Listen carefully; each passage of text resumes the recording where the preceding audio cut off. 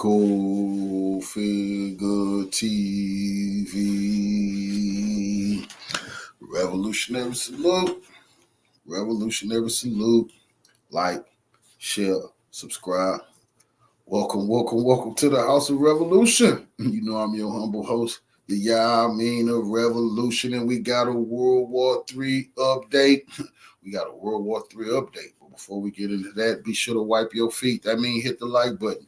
Like, share, subscribe, support the platform, y'all. Let everybody know Core Figures Live. Support the House of Revolution. Salute Queen. And we got to get into this information on the World War III update. A lot is going on in the Middle East. We don't want to be distracted. World War III, nuclear war could start any day because the humiliation that NATO and America and Israel, their colony, those colonizers over there, the humiliation they're facing.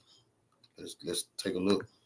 A lot of unverified reports have circulated regarding Iran and Russia's relationship. Professor Morandi, there's been a lot of reports about Russia-Iran cooperation of late over the last month or so, but even in just the last few days, talks about Russia giving Iran S-400 capabilities, boosting its air defenses. What do you make of these reports? Because all of them are coming from Israeli media themselves. Do we see these reports as simply fake news or a reflection possibly of a very real development that may be causing consternation on the side of U.S. and Israel? I wouldn't know top secret information, obviously. If I did, I wouldn't be able to say it anyway, but I don't have that sort of information. What I can say is that the Russians have always been they were for a long time, they were very scared of the Americans. And the Iranian-Russian cooperation was always limited. Even when Iran purchased weapons or radar or air defense capabilities, the Russians would not hand it over, or the deal would fall through because the Russians were relatively weaker, and back then, and the Americans relatively stronger. The same is true with China, or was true with China. After Ukraine, the relationship evolved dramatically. And the Iranians and the Russians began cooperating. That's not specifically true. It might be Iranians' point of view, but the Russian point of view, I'm pretty sure is Putin had to bide his time and build up his forces. Like I said, after they invaded Iraq is when Putin knew that he was going to have to deal with the U.S. and his military. See, he always had a military that could fight, but to defeat NATO, they was not prepared without using nuclear weapons. Putin understood that. So he had to bide his time. They murdered Gaddafi. He knew the time was coming. The time was at hand. They murdered Gaddafi in 2009. In 2014, when they overthrew an ally in Ukraine and installed the Nazis, he knew the time. He didn't have much time left. He had to be ready. In 2022, that's when he went in. But Iran, you see, what Iran got to take responsibility for their own actions. They haven't been much of an ally to the Russians or the Soviets. Putin is a historian. A lot of the Muslims in the Middle East used to say Russia was a godless nation. You know, Putin had to redeem the religious value, the religious identity of Russia. So they got to understand Iran. He didn't know how trustworthy they were. So they had to prove themselves if they was working, putting it all on the line for them. Much more extensively than before in almost all fields. And Iran has technology that's useful to the Russians. The Russians have technology that's useful for the Iranians. So that has changed. But how Iran has created its own air defense capabilities. It has its own radar systems because, as I said, back until Ukraine, the Russians weren't cooperating nearly as much as the Iranians would have wanted. But after that, things changed. So during the years, Iran not only did it develop its own drone and missile capabilities, it developed its own naval warships, its own radar systems, its own surface-to-air missiles. It's developing fighter jets. Iran can't blame the Russians for every goddamn thing. See, he just said Iran has developed its own air defense systems. Okay, cool. You modeled them after the Russian air defense system. No harm there. You can do that. But you are responsible for Hezbollah. Why haven't you shipped any air defense systems to Lebanon to help Hezbollah? We can't blame the Russians there. You see, Iran got to take responsibility for a lot that's going on. You see, Putin need to know what they willing to do. When you going to ship some air defense systems to Lebanon, you know that could trigger some situations with NATO, could trigger some sanctions. So you haven't done that. You can't blame Russia for every goddamn thing. A lot of shit Iran didn't do either. Now it's time for let bygones be bygones, and Putin saying, hey, we got to do everything we can because the overthrow is here. We got to survive or they're going to overthrow all of us. It's moving forward. It's not necessarily where it wants to be, but it is probably one of the most military advanced countries in the world today as a result of those sanctions. But Russian cooperation with Iran after Ukraine has changed dramatically at all levels: economic, political, and military relations. What has Iran perhaps purchased from Russia over the last few months? I don't know. What capabilities do the Russians have that would be useful for Iran under these circumstances? Again, I'm not quite sure because I'm not. I fought in a war many years ago, but I haven't. I'm not like Scott Ritter or some other people who have been in the military for a very long time and would know more about these things. So I would put that question to people like him, but I don't have that sort of insider knowledge. But what I can say is that for Iran, the best defense is offense.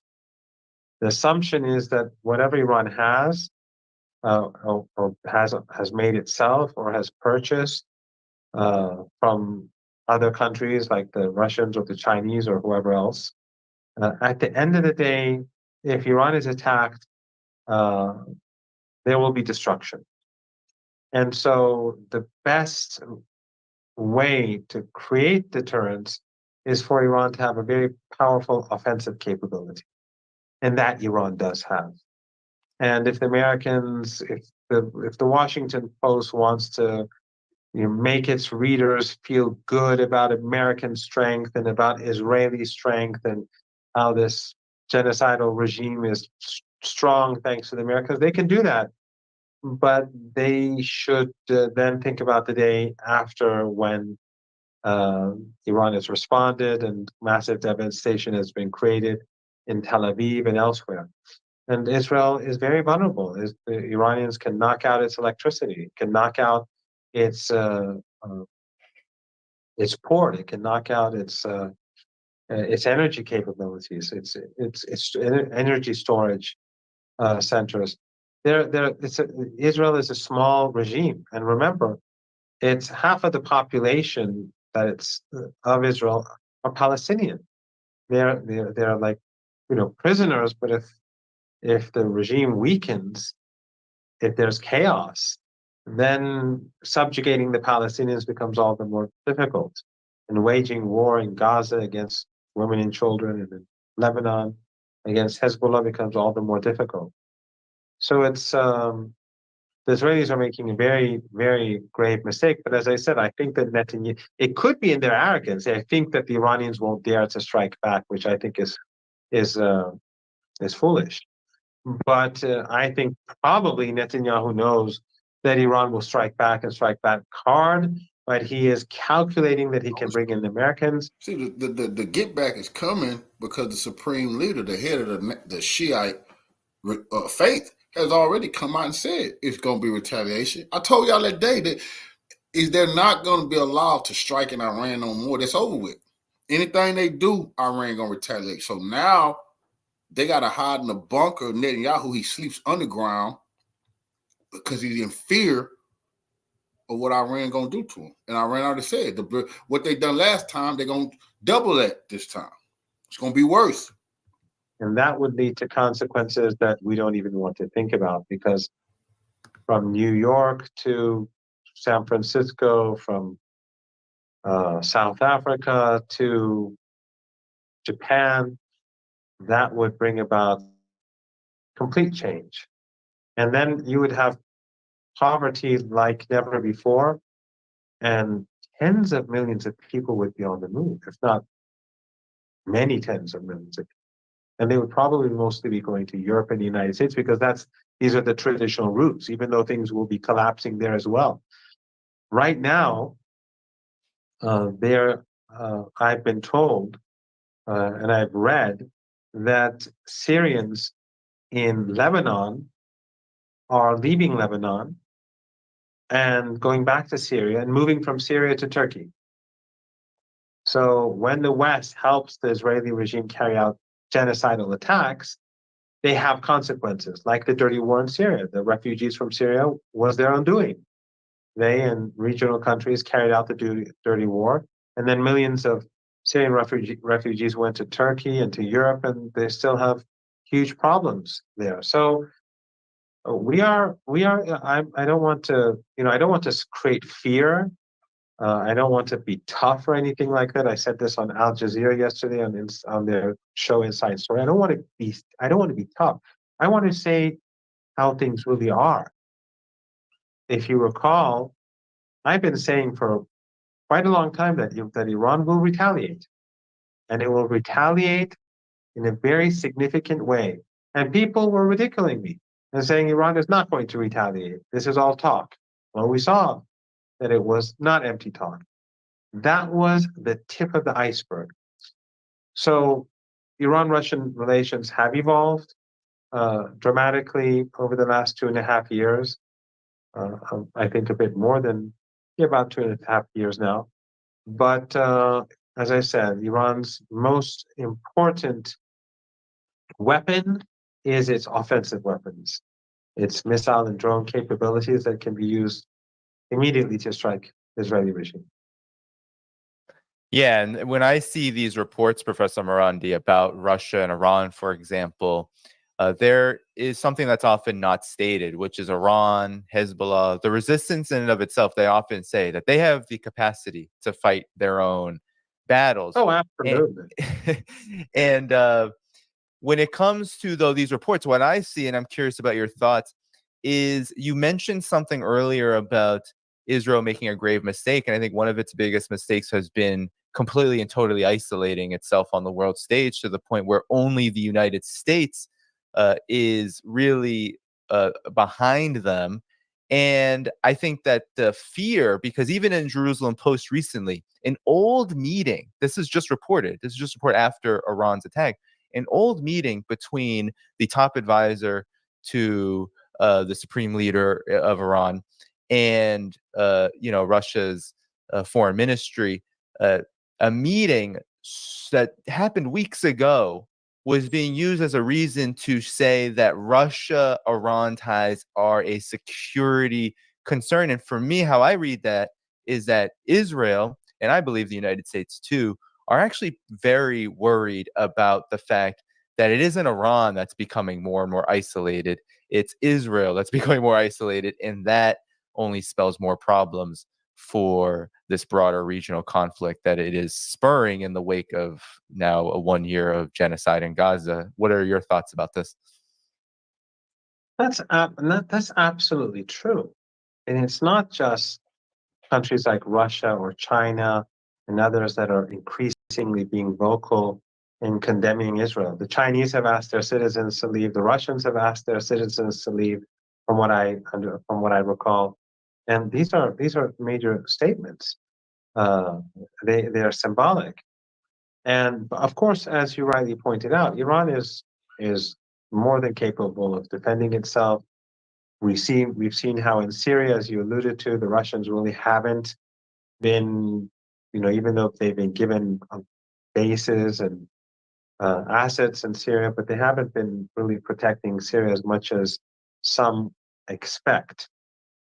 But So I don't think Iran is ever going to depend on Russia or count on Russia to do anything for it. But Israel is isolated, in the rise of Brics. We all discuss these sort of things nowadays. The rise of Brics is isolating the West, and Israel is a part of that, the West. And while you're right that the Americans are fully behind, the only country that fully support the Israelis militarily and otherwise, but the whole West is behind them. No one will sanction them. No one will punish them. All of them will gather intelligence. All of them will support them financially. They'll give them political cover. They'll give them, as I said, intelligence. They will give them weapons when the Israelis need it, especially the Germans. They have more capabilities than the others. So Canada, the EU, the UK, Australia, New Zealand, the Five Eyes, all of them are complicit in the genocide and the Holocaust in Gaza. All of them are very much on board, but Israel is being isolated across the world, across the global South, and even among public opinion in the West. But what is also important, and this is something that I think many don't calculate, is that the rage in the region, the anger in the region is reaching a boiling point.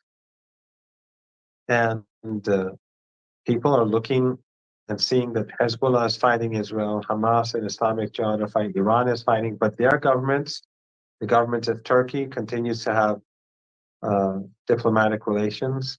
Oil from the Republic of Azerbaijan goes right through Turkey, cheap oil going to Israel. You have Jordan, you have all these countries that are working with Israel, and the discontent is enormous.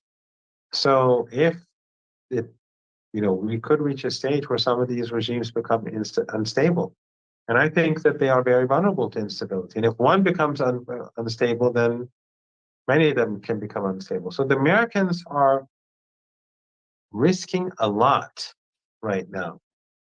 They're isolating themselves.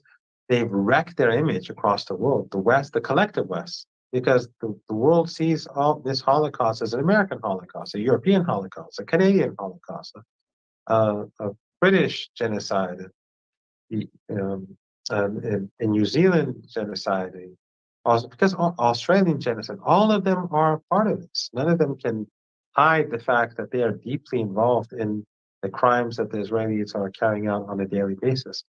And the rest of the world sees this. So their image has been shattered. Their economy is in big trouble. The war in Ukraine, of course, continues. This is not a situation that the Americans can handle. This is not the 1990s. The United States of the 1990s no longer exists.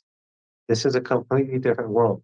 But the mentality of the elites in the West, in Western capitals in the United States, in these prestigious newspapers and so on, is still that we are number one. This is the United States of 30 years ago. They've carried out so many endless wars. They've depleted their capabilities so extensively while countries across the world have been on the rise that they simply cannot continue this way. Yes, the American exceptionalism still very much runs on high. And then lastly, on this note, Professor Marandi, the fact of the matter is, it seems, is that Israel and the United States, of course, very close behind it. And I think it was a great point that you made that the entire collective West is indeed doing much to ensure Israel's so-called protection. But what's so interesting is that Israel seems not to care at all about what you would think are matters that it would care about. Now, it's quite clear, and anyone who watches this program or listens to you, that Israel does not care about people, civilians. It doesn't care about Palestinians. It doesn't care about the region, people in the region. It doesn't care because it, in fact, is a regime that enjoys this kind of massive campaign of destruction and genocide. And it has every interest in its mind to carry this out. But on the other hand, as you mentioned, these other concerns, for example, economically, even just the inherent need for stability as a colony, it seems to be throwing all of that out the window. There is no engagement in anything that could be called diplomacy. There is no engagement in anything that could be called attempting to reap stability in the wake of what is just an out of control situation for itself. Why do you think at this stage, at this moment, Israel has decided that, or maybe Israel has not decided, just can't control the fact that it has essentially given up all of these other concerns? A lot of the decisions that are made in the world that we live in are not necessarily based on reason and logic.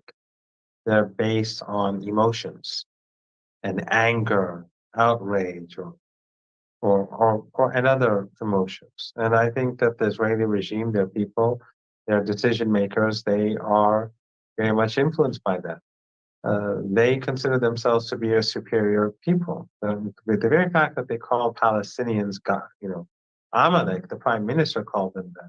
The very fact that the president of the regime said that Gaza, there are no innocents in Gaza, or the minister of defense or the minister of genocide said they were going to cut off electricity and food and water and medicine to everyone, kids, infants.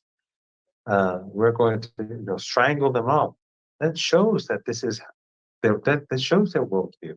That shows exactly who they are. And the fact that the West supported them in doing all this and hid these statements and tried to defend them when the ICJ, you read the ICJ complaint. BBC did not broadcast the South African complaint, but the next day they showed the Israeli defense. It's clear where the West stands in all this, but I think that this behavior in the West and Israel and its supporters is what is going to ultimately bring about its downfall. Because when Palestinians are Amalek, that means Jordanians are Amalek. That means that the Lebanese are Amalek. That means Iranians are Amalek. That means everyone is Amalek. And that means that no one can ever seriously engage with Israelis because they are speaking from an ethno-supremacist position, even though they're not really a single ethnicity, and they're less Semites than the Palestinians on average, but still they call themselves an ethnic state, and it's an ethno-supremacist state. So Israel is behaving irrationally. Thank you for tuning in to my latest video. I appreciate all of your support.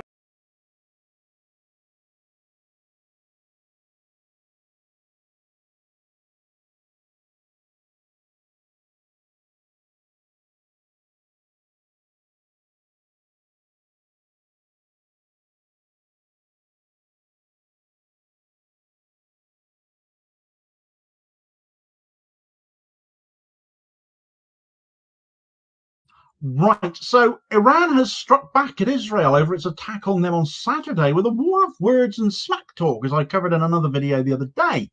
But now has taken the US on directly too. A strike on them that is absolutely genius, because it puts the Biden administration between a rock and a hard place, just where, frankly, it deserves to be.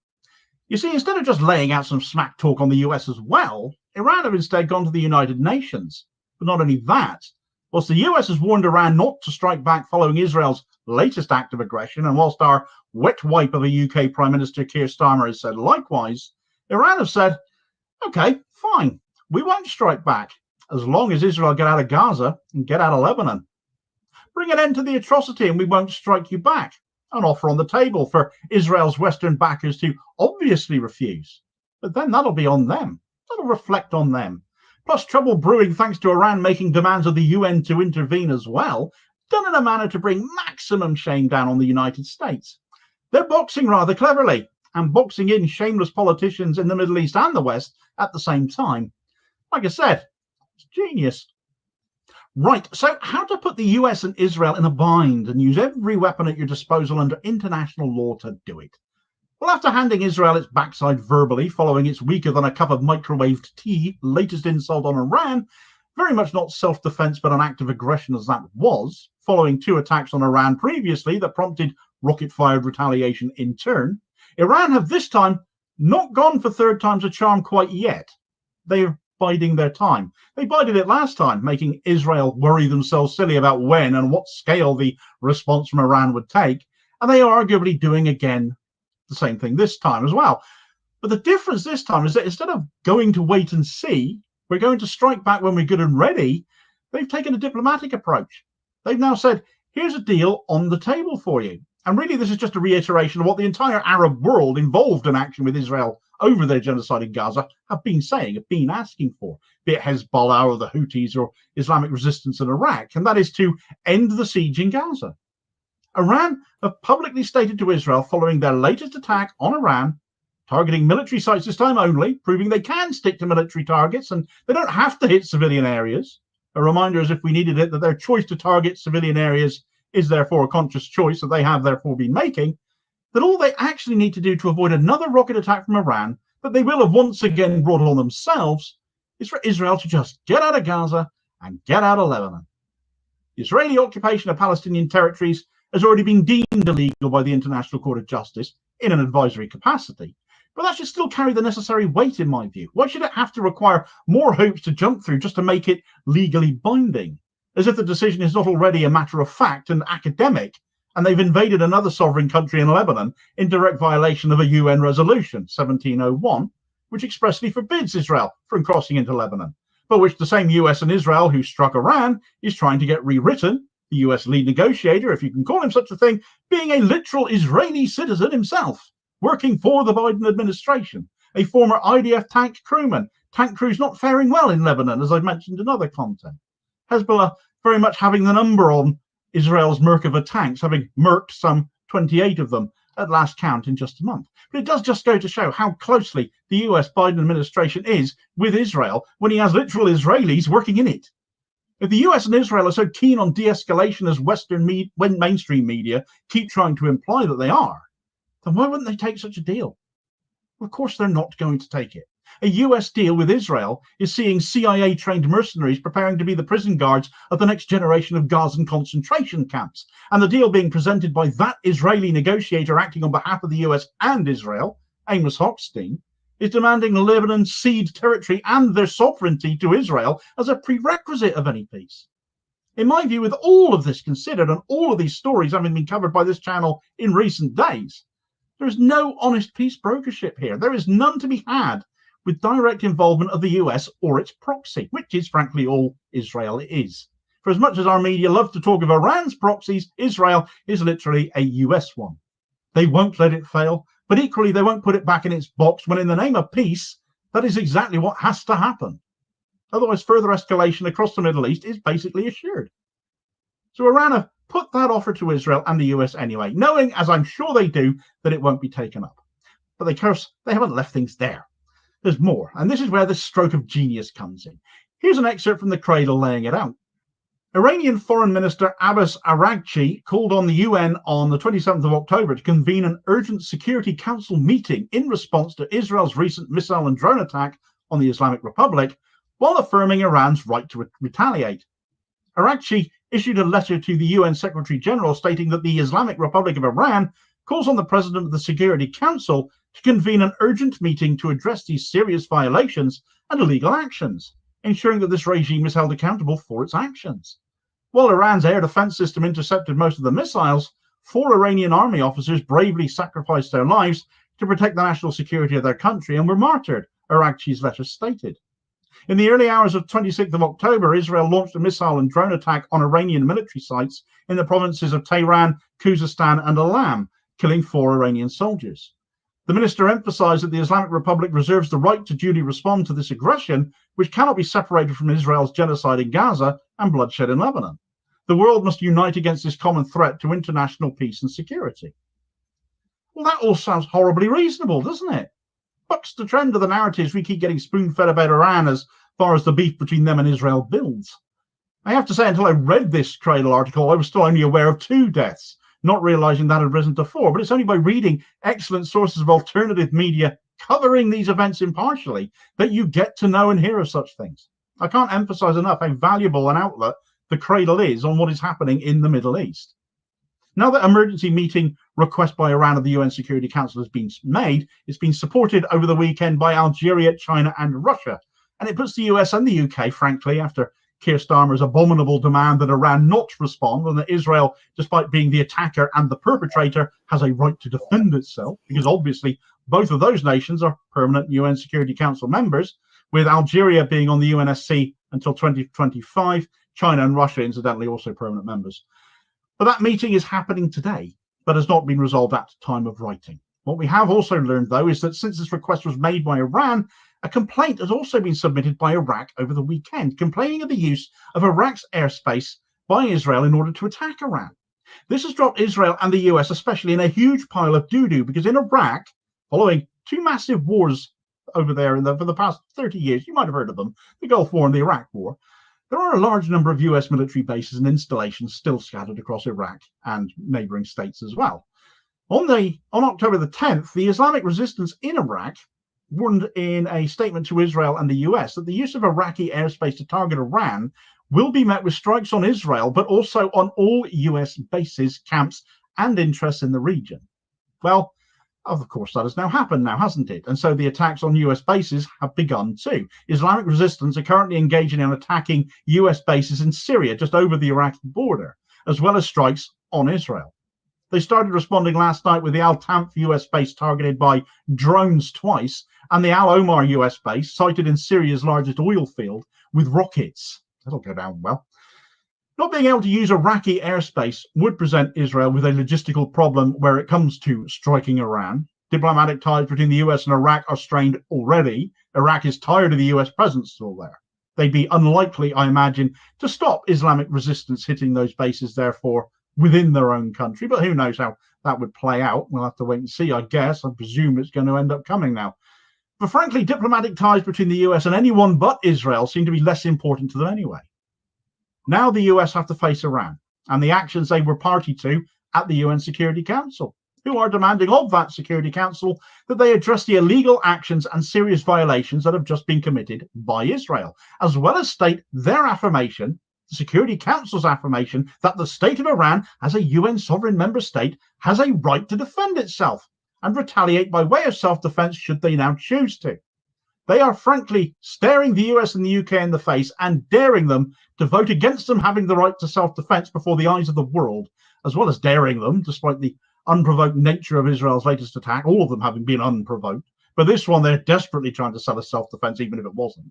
Where Western media will undoubtedly spin this all for all they are worth, most of the rest of the world will see the truth of however this situation unfolds and how the UNSC reacts accordingly. Either the US chucks their precious proxy under the bus, or they deny another sovereign state the right of self-defense by still trying to sell a lie of Iran's aggression having been the instigating factor. I shall watch this with interest to see how this emergency meeting ends up being resolved.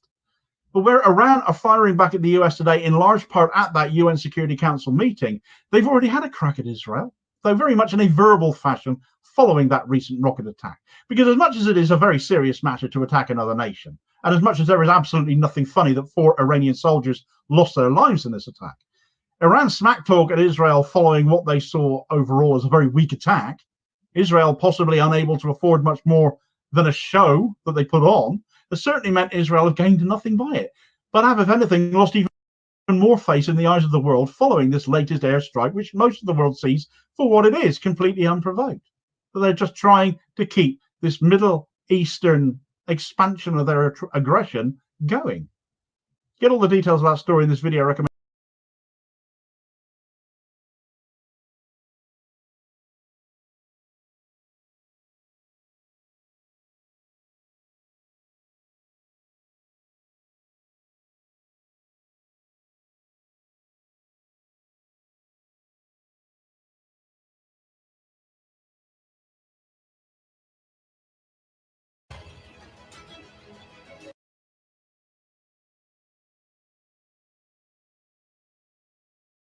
News.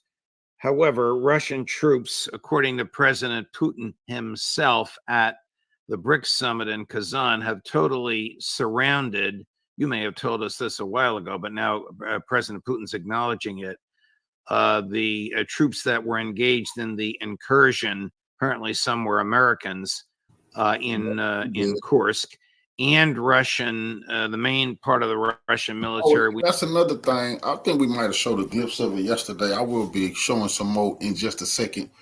I don't want to do a video about it because they definitely gonna strike the channel down like Nolan Ryan and I had channels too before. They don't want nothing about Ukraine. Putin just released the video. American soldiers died trying to invade Russia. Army Rangers. They released the photos. I haven't seen one news station tell Americans that Russia is showing video of U.S. soldiers being killed in Russia and their weapons being seized. Canadian, NATO member dying. This is so freaking crazy. But then I said, oh, they is talking about North Korea. Yeah, because you know your ass is getting caught up in that war. So they have to throw everybody off and say, no. It's North Korea y'all need to worry about, not us. Bullshit. We understand continues to move westward. What does this tell you? How much longer, no matter what the outcome of the election in America is next week, how much longer can Ukraine survive? Well, you know, that question is asked almost every week to everyone. And we always say that essentially the same thing. As long as we continue to pump money into the governmental facade with Zelensky and his cabinet, as well as the senior leadership of the military, I guess they'll continue to pretend that they're actually fighting and have a chance to win the war. I mean, obviously that the war is finished. They're not going to win, not now, not ever. Russia has essentially crushed the resistance. But as long as they can find someone to go out there with a weapon and they can pay them, people will go. It's tragic. So, Colonel, just about an hour ago, the Russian military spokesperson announced that an ex-Marine operating under an ex-American Marine, ex-American Special Forces operating under a Ukrainian flag was killed by Russian forces. They've identified this young man as Corey John Narocki, N-A-W-R-O-C-K-I. There are pictures of the American military equipment found with him. There's his body, or a portion of the body, just the arm.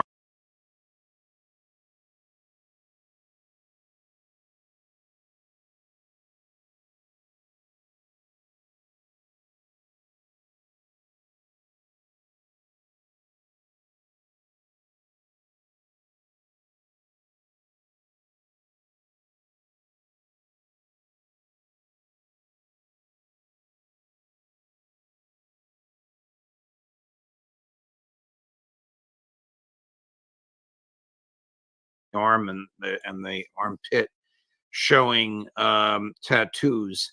Do those tattoos indicate to you that it's more likely than not that this person is an American? No news station want to show that this Army Ranger was killed in Russia, and some Canadians and some other NATO people, but this U.S. What are they telling this dude's family? What happened to him? Because the Russians got his body. You have to get his body back, America. What are y'all going to come up with? You can't say he died in a training exercise. What's the training exercise in Russia? Because Putin has been killing a lot of NATO people, but finally he did the right thing. Put them people on TV so the whole world can see. And the man is putting his Army Ranger tattoos and everything for the world to see that NATO is dying, attacking Russia. American ex-military. Well, he's got a tattoo that says he was in the 75th Ranger Regiment. I don't know what the Marine connection is. It's not impossible that he could have served in the Marines and also the Army at some point. And I think this is probably genuine. It's tragic. He has what sounds like a Polish or potentially Ukrainian name, but I think probably Polish. And perhaps he was among many of the Special Operations Forces volunteers, people that had formerly served who were no longer on active duty, that were recruited to go over and fight for Ukraine.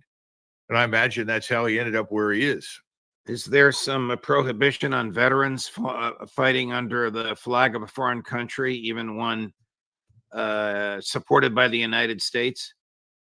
Well, we had laws on the books about those things, but we have on the whole tended to turn a blind eye. We had the so-called Abraham Lincoln Brigade, which consisted of communists, American communists, who went to Spain during the Civil War to fight for the communist side, which was called itself Republicans, but they were actually a mix of communists, socialists, anarchists.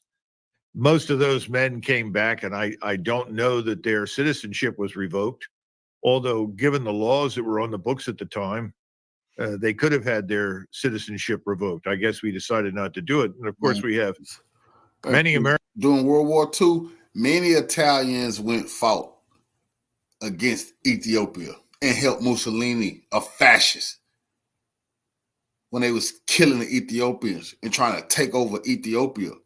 Many Italian Americans went to go help out on that. And they was trying to block Black Americans who was trying to go help Ethiopia. Plenty of brothers was able to get over there, but the U.S. was trying to stop Blacks from going to help Ethiopia, but there wasn't trying to stop whites and Italians from going to fight for fascists in Italy. Americans who serve in the Israeli Defense Force. And once again, if you serve under a foreign flag or you vote in a foreign election, you can have your citizenship withdrawn. I wish we would enforce those laws, because I don't think American citizens should engage in this sort of behavior. Why they fighting with Israel right now? Plenty of Americans are in Israel fighting with the Israelis right now. Plenty of Americans fight with the French. Plenty they fight with the Dutch, the Portuguese. Man, these people from all over, and they do go fight with their homeland.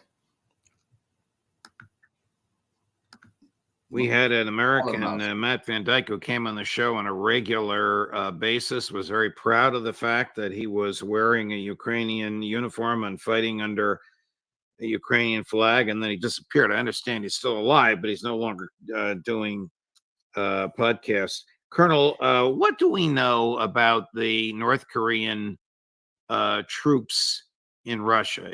Is it the case that North Koreans have for a long time trained in the far eastern part of Russia, where Russia and North Korea have a common border? Is it nothing more than that? Or have North Korean troops, as far as your sources are able to tell you, actually been transported to the area of the conflagration between Russia and Ukraine?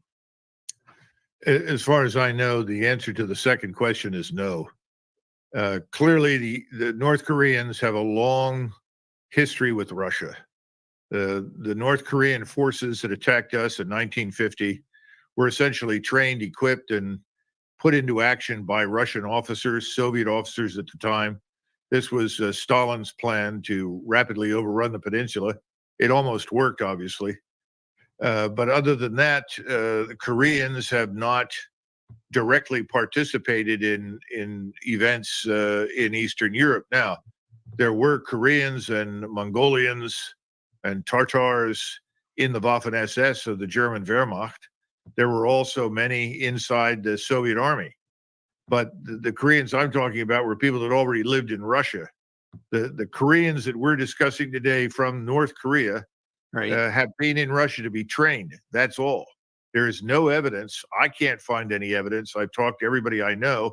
We see no evidence for any sort of Korean military force anywhere near Ukraine. And we don't understand what this is other than a false flag. It strikes me as this is an effort to try and somehow or another resuscitate resistance to the Russians in eastern Ukraine on the basis of this lie that the North Korean forces are going to help invade Eastern Europe. It's all nonsense. You know, there's a Reuters report out this morning saying that there are leaks out of the Defense Department that if North Korean troops show up and fire at Ukrainian troops, then the president will authorize Ukraine to use American offensive weaponry as deep as they want to inside of Russia. Does this make sense to you? No, because it's a lie. And the Pentagon knows that we're not going to see any North Korean troops in Ukraine. The Russians don't need them there. If you look at the language barrier and all sorts of things, there's no reason for it. It doesn't make any sense at all. but it certainly serves the purpose of trying to reinforce the big lie that what happens in eastern Ukraine threatens everyone in NATO. It does not. It certainly doesn't threaten us. But I think the lie might be pandered or promoted in order to justify letting the Ukrainians fire long-range strike weapons into Russia.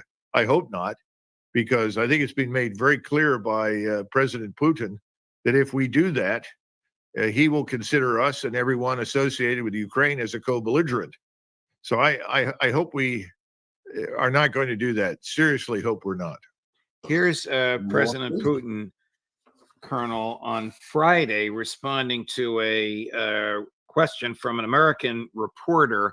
This is at the very end of the Brics conference in Kazan, and he says exactly what you just referenced. Chris, cut number 1.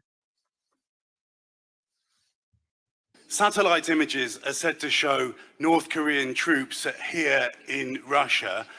What are they doing here? And wouldn't that be a massive escalation in the Ukraine war? Now, as for our relationship with the North Korea, we ratified our treaty on strategic partnership, which contains Article 4, and we have never doubted the fact that North Korean leadership is very serious about their commitments to us and engagement with that. But as for how we do and what we do, it's up to us to decide under Article 4 of this treaty. First, we need to hold the relevant talks about implementing Article 4 of the Treaty on Strategic Partnership with North Korea. We're in contact with our friends from North Korea. We'll see how this process develops. That said, the Russian armed troops are moving forward very steadily. No one can contradict that. It's moving forth at all the parts of the line of contact. Seem to make sense to you? Of course. There are agreements in place. What specifically is stated in those agreements, I don't know. But keep something in mind. North Korea is very dependent upon Russia for all sorts of reasons. It's otherwise largely friendless. The Chinese absolutely detest North Korea. Xi in Beijing would love to get rid of it, which is why he was willing to push Donald Trump's plan to denuclearize the Korean Peninsula when he did. And that's why he told Kim from North Korea to go to Hanoi and sign the agreement. Tragically, we missed the opportunity. We could have had a denuclearized and ultimately neutral Korean Peninsula, which would have been a good thing for everybody involved and removed the danger of serious war. Right. Well, here we sit. Nothing's changed. Now we're trying to make the argument that the North Koreans are being asked to come in and do something. They're not. The Russians don't need their help. But I am quite sure that the North Koreans would love to join the war. They would love to send their forces there. There's no question about it. And we're very happy that kind of enthusiasm exists, because we would like to involve the Republic of Korea in any way we can in NATO, which, of course, from the vantage point of most people in South Korea, is ridiculous.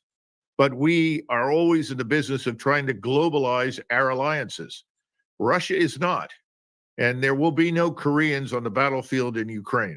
I can say that with considerable confidence. Well, I appreciate that, Colonel. Switching gears over to Israel. Colonel, Israel apparently caused little or no damage to Iran last Friday and Saturday when it responded to what Iran had done 10 or 12 days before. But it did turn around and call off its second and third planned strikes, according to our friend and colleague Alistair Crook. Well, according to his sources, the Israeli pilots confronted some sort of defensive posture with which they were unfamiliar and which confused their radar. What does this tell you? Well, first of all, my information suggests that they only had 2 waves structured for operations. Maybe there were 3. I have no idea. Secondly, I'm not sure what the rationale was for breaking off the attack. It's certainly plausible that they may have discovered that they were up against a far more technologically sophisticated opponent than they had anticipated. I've always been concerned about that, because we have this unfortunate tendency to dismiss Iranians as just more underdeveloped people. Well, that's absolutely wrong. You're talking about an extraordinary talent in cyberspace and certainly missile and rocket technology. So that may have been the case.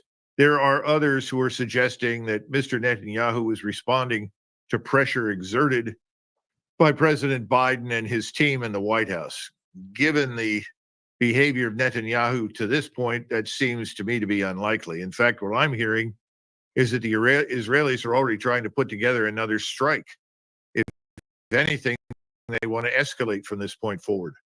So, you know, I don't have the kind of specificity that Alistair Crook has, but I can say that I think this war is going to continue for some period of time. Anybody who thinks this is over is wrong. I mean, I had people call me and say, oh, this is wonderful. Eventually, both Iran and Israel will be nuclear powers. It'll end up like India and Pakistan.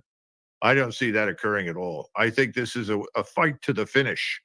And I think the Israelis have begun to figure it out. Whether or not that's going to make any difference in the short run, I can't say. Well, if it's a fight to the finish, what is the likelihood that Russia and the United States will be involved? It's very good. I think the likelihood is high. And that's one of the reasons why, you know me, I've been arguing against this for years. Right. We don't want to be involved in a war with a continental power. We cannot win wars against continental powers. A great continental power like Russia, it's impossible, or for that matter, Iran. All you have to do is look at the size and the distance. The task is overwhelming. We are primarily an air and naval power, and we have very, very small ground forces, most of which are not equipped for high-end conventional warfare on the Eurasian continent. So the idea is crazy. We shouldn't even consider it.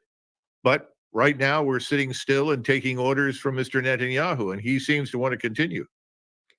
Colonel, yesterday, Linda Thomas Greenfield, the U.S. ambassador to the UN, said that Iran is a threat to the United States.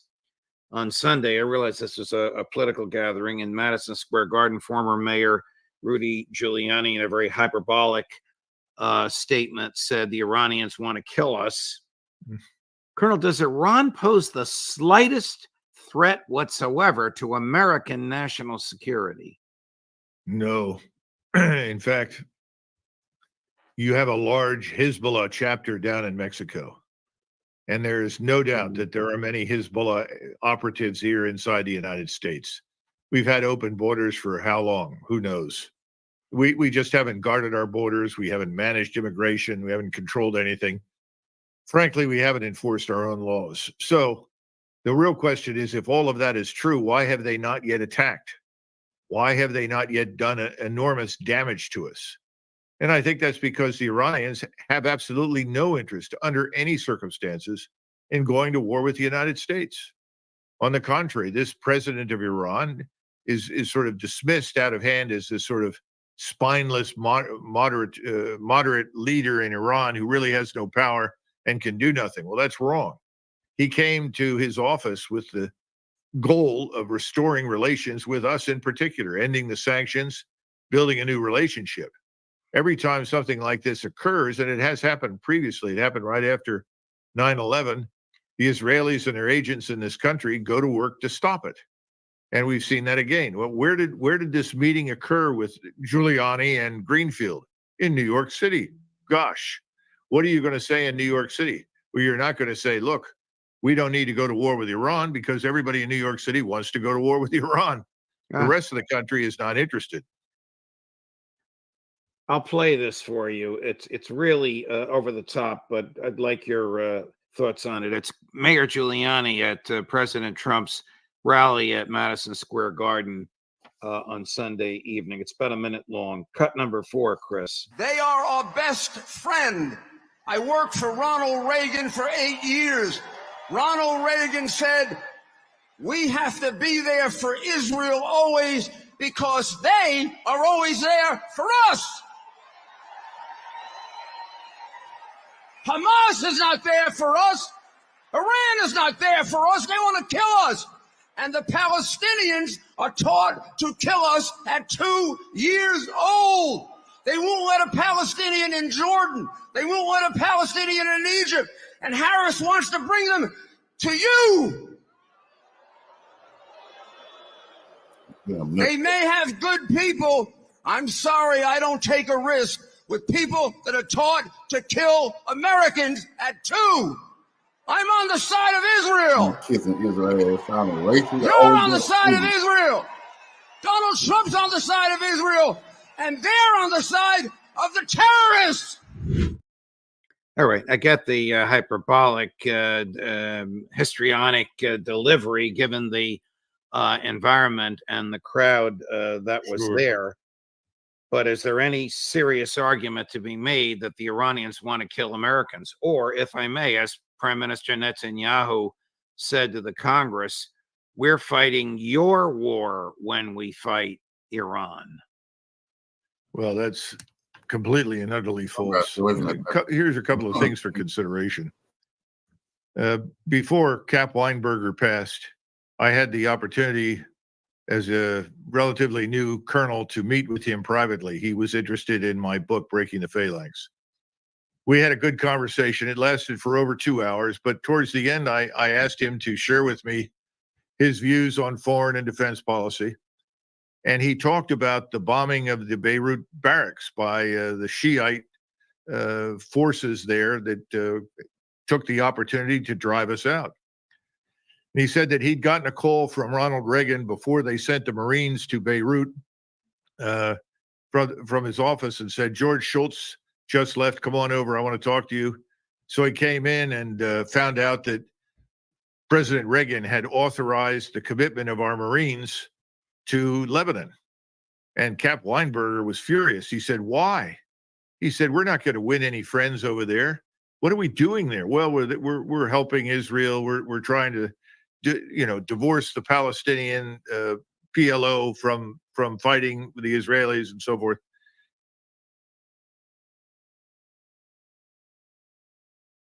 He said, look, we got to get out of there. Those Marines are going to be in a lot of trouble. And he said, well, look, I'm sorry, Cap. I guess I should have talked to you beforehand, but I made the decision they're going to go. So in 1983, several months later, he gets a call. Please come over to the Oval Office right away. So he races over there. He walks in the door. And of course, the news had come out that the Marines in this hospital were completely unguarded, unsecured, and a truck bomb drove in and killed 300 plus Marines. And he looked at Cap and he said, Cap, you're right. I was wrong. I will never listen to George Shultz again. Now we need to get our men out of there now. And of course, you remember what he said. He came out publicly and he said, well, we're going to find out who is responsible. We're going to chase them to the ends of the earth and so forth and so on. But what did we do? We got out. Right. Did the right thing getting out. Reagan understood we should never have gone in. Are the 200 acknowledged American troops on the ground in Israel, theoretically 100 of them guarding one THAAD facility and 100 more or less guarding the other THAAD facility tripwires?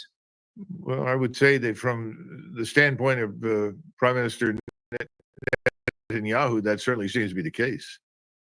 I mean, right now, Israel is behaving, like as you would expect a small power that has a great power for an ally. The small power wants the great power to adopt its enemies, adopt its interests, to commit itself to the small ally. Well, that doesn't make a great deal of sense. Russia did that in World War I with Serbia, and it destroyed Russia. Serbia was ultimately benefited in some ways after the war, but it was occupied. It was destroyed during the First World War. This is not something we want to be part of. There is no benefit to it. The thing that we should be most interested in, both in Eastern Ukraine and in the Middle East, is peace. The stability that flows from peace. Finding a way out of this morass, not widening it into a larger war. But that's exactly what we're doing. Is there any benefit to the United States of America to the continued support of the slaughter in Gaza? No, of course not. And the whole world is shocked. we were always seen as being on the other side of that issue, as being absolutely fundamentally opposed under any and all circumstances to the mass murder and expulsion of people from anything, from anywhere, regardless of race, color, religion, or anything else. We have been utterly opposed to that. We opposed the Armenian genocide during World War I. Our ambassador did everything he could to save as many Armenians as possible. We were never willing to go along with anything like this under any circumstance. The same thing in Cambodia. This is the problem that I have with people that say, well, why aren't you supporting Israel? I have damn well supported Israel. I would like Israel to survive. This is a path to destruction. This is not the Israel that I know. This is something very different. Here is a statement from a United States senator, the likes of which I have not heard from anyone in either house of the Congress since October 7th of 2023, and he happens to be Jewish. Cut number 6. I understand that there are millions of Americans who disagree with President Biden and Vice President Kamala Harris on the terrible war in Gaza. I am one of them. It did not have the right to wage an all-out war against the entire Palestinian people. It did not have the right to kill 42,000 Palestinians, 2/3 of them.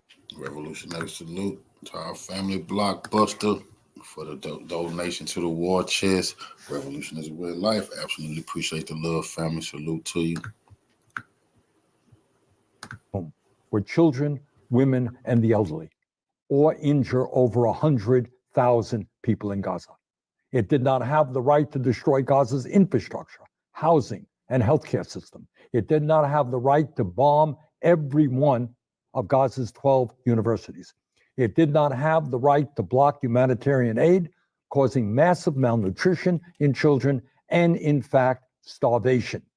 And that is why I am doing everything I can to block U.S. military aid and offensive weapons sales to the right-wing extremist Netanyahu government in Israel. We're at the tail end of 3-4 months, depending upon when you say it started, presidential election campaign. The whole House of Representatives and a third of the Senate is up, and hundreds of local offices. I haven't heard anybody saying anything who's running for office quite like that. Have you? No, I wish we would hear it from every member of the House and the Senate. And Senator Sanders is someone who has been courageous on this matter on more than one occasion. The whole thing is baffling to me. The Lancet journal in Great Britain, as you're aware, the medical journal, very respected, being there for over 100 years, has reported 189,000 casualties in Gaza. Well, what does that mean? Does that mean deaths, or does that mean death plus injury total? Both killed and wounded. Okay. And pointed out that more than half of the killed and wounded were women and children. And of course, these bombings continue and the situation worsens. There will be more dead before we're through, a lot more dead, because there is no interest under any circumstances in Israel to stop this. Only we can do that. Nobody else can. Now, I suppose potentially, if the Muslim world consolidates into a true bloc against Israel, the Turks and the Iranians together could very definitely put an end to it.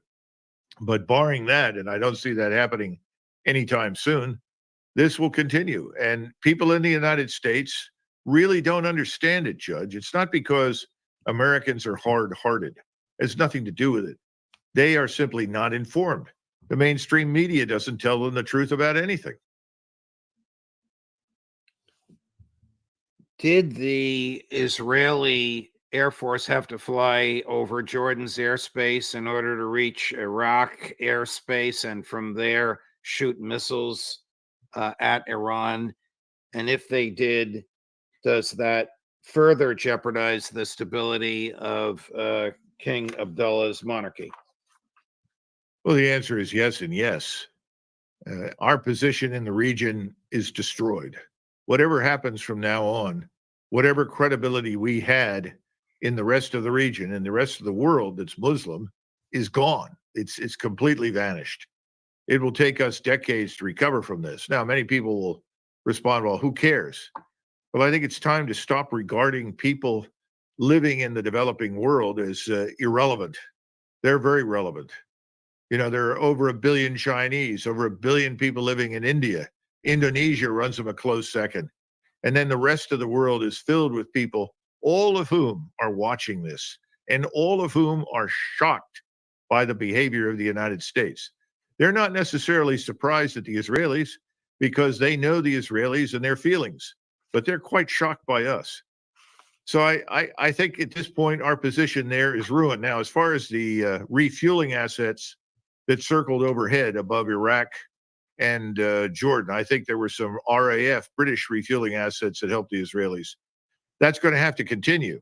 Now, they're not going to fly over Turkey because they risk being shot down. And I think the Turks have made it pretty clear to their Azeri friends, who are also Turkish, that they will not look kindly upon any attempt by the Azeri Turks to help the Israelis.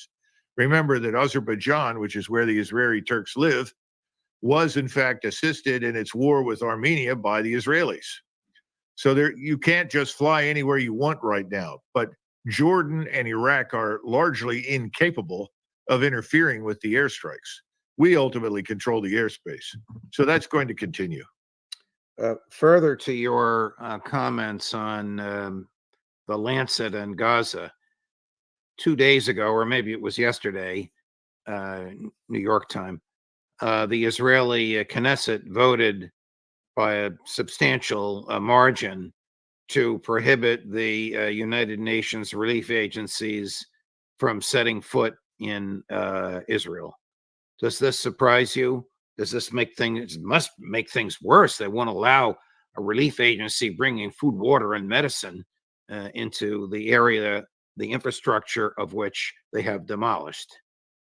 The Israelis and obviously the Israeli lobby here in the United States and their agents all view the United Nations as inherently anti-Semitic. In other words, it doesn't make any difference what comes up for discussion, whatever laws they consider, resolutions they consider, everything is fundamentally anti-Israeli. And within New York City itself, there's enormous animosity and antipathy towards the United Nations. We have often derided the United Nations. And look, sometimes the United Nations deserves it. On this particular occasion, though, it's pretty obvious what the Israelis are interested in doing, which is killing as many people as possible inside Gaza. And they still have lots of people there who are going to die as a result. They don't have decent water. They don't have any medical care. They don't have anything to eat. This is not going to improve anytime soon. They know it, and they're waiting the world out. Their assumption is eventually the world will just forget. Remember Hitler's comments? Many years ago, he said, well, who remembers the Armenians? How many of them died? I think that's the same attitude right now. Wow. Colonel, thank you very much. We really covered the gamut, but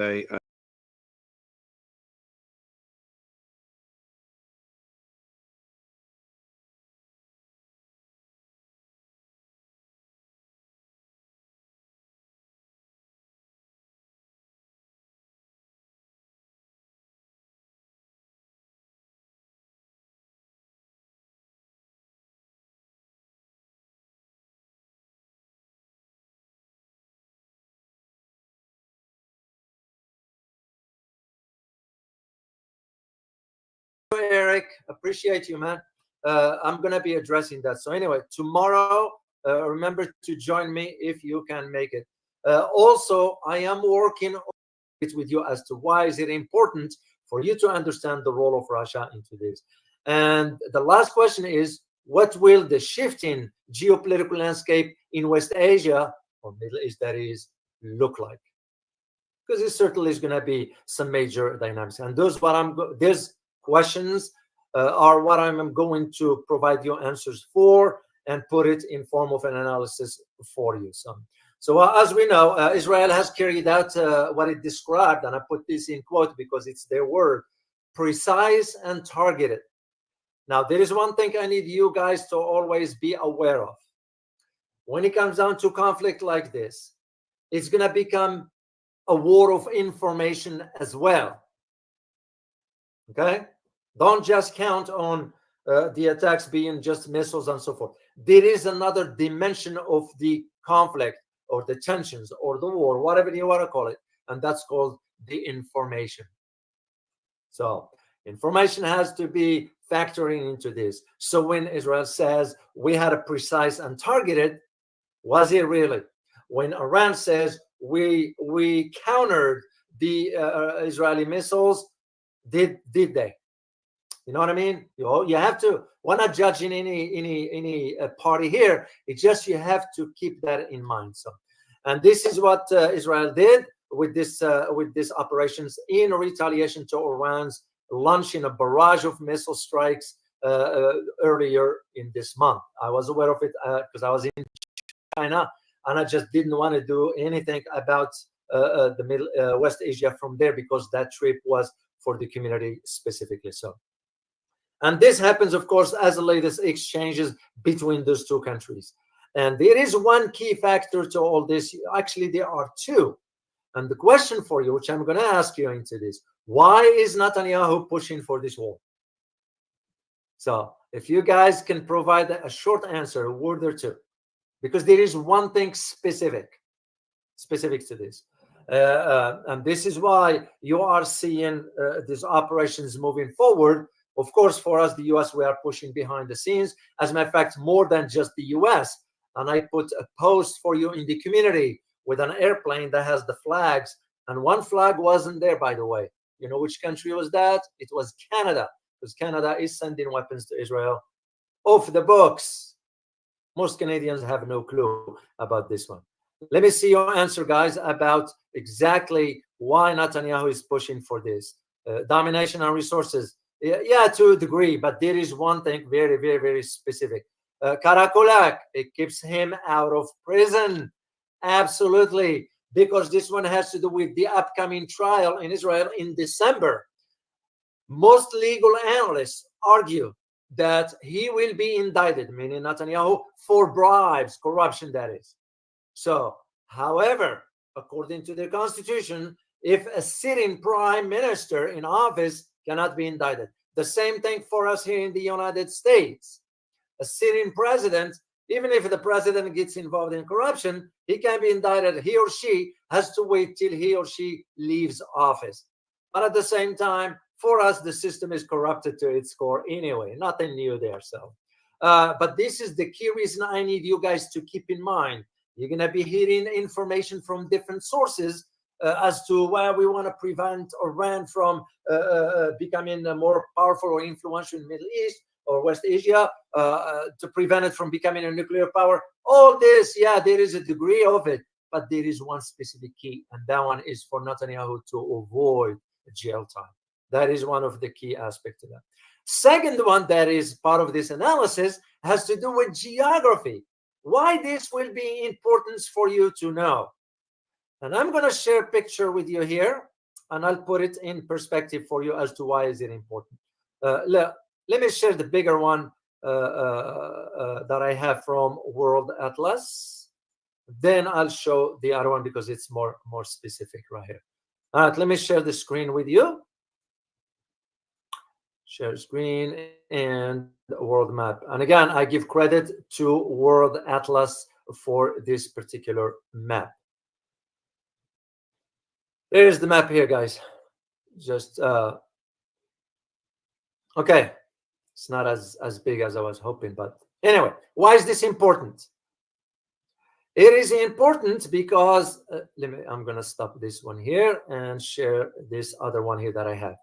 It is important for you to understand the geography of this, for Israel to conduct those attacks. Okay.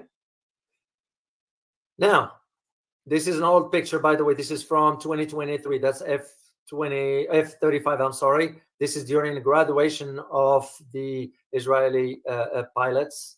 They were just demonstrating. But my point is, why am I showing this, especially in conjunction with the map? Once again, you look at the map. You look at where Israel is, Saudi Arabia, Iraq, Jordan, and look where Iran is. Which means what? It means that for Israel to fly all the way to attack Iran, one key thing that it's going to need is refueling. Israel doesn't have those capabilities. Of course, the US will have to provide that. Now, no matter what you hear, at least to my knowledge, and when I was in Washington, that was one of the hurdles for any operations for Israel regarding Iran. Now, the case was different regarding Iraq.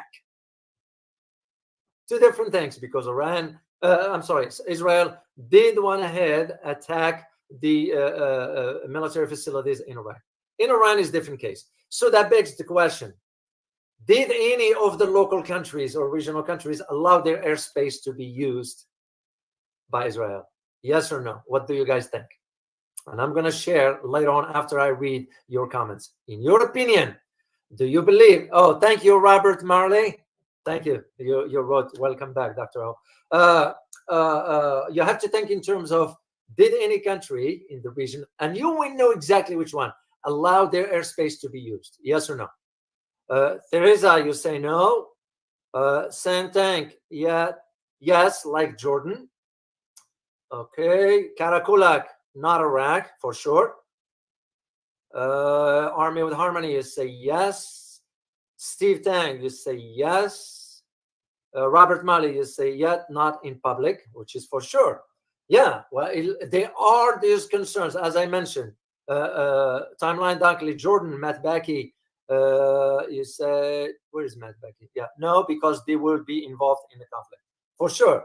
But there's this back and forth on this. Well, here's why it's important for you to understand. And again, I just want to get you involved in a conversation, but there is one particular aspect, because right on Sunday morning, Saudi Arabia and Jordan came forward with their public statements that we have not allowed our airspace to be used by any party. They didn't say by Israel, but by any party. You and I know where Saudi Arabia and Jordan stands vis-a-vis Israel, where Saudi Arabia and Jordan stands vis-a-vis Iran. Even though there is one key factor that the US right now is pissed. I use the term, is pissed about.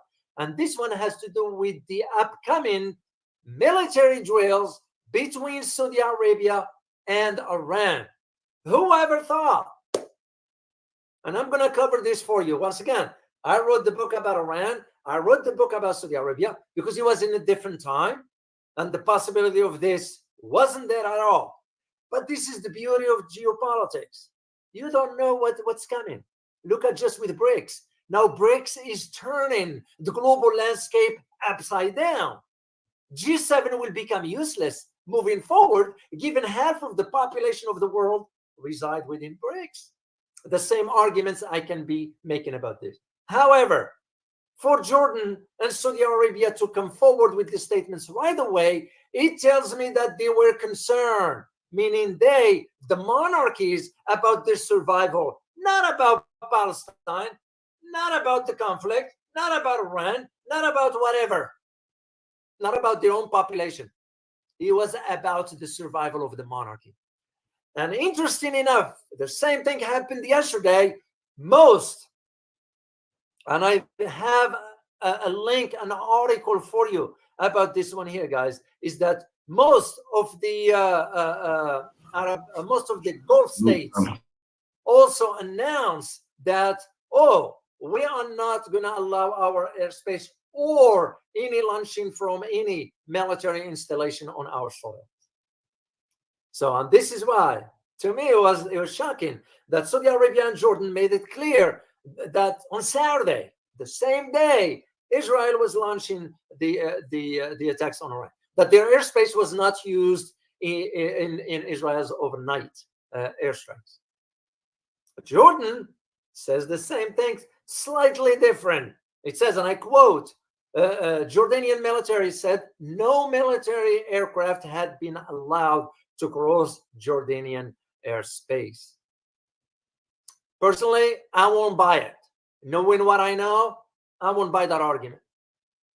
But again, the reason for it is, I bet you both monarchies are kind of start to sense the temperature, the public temperature and anger about what's taking place in Palestine. That's why most Arabs All they do is talk. You all know this. This is nothing new. But because most of the concern ain't about Palestine, because they give a hoot about Palestine. They've always did that. It is about the survival of the monarchy. Even Qatar itself, Qatar strongly condemned the Israeli attack on Iran and calling for more negotiations for ceasefire. Come on. How long are you going to be calling for this ceasefire nonsense? There is a saying, to those who speak Arabic, you will understand what I'm saying. اتفق العرب على ألا يتفقوا. Basically, it translates to Arabs agree not to agree. So that is just, I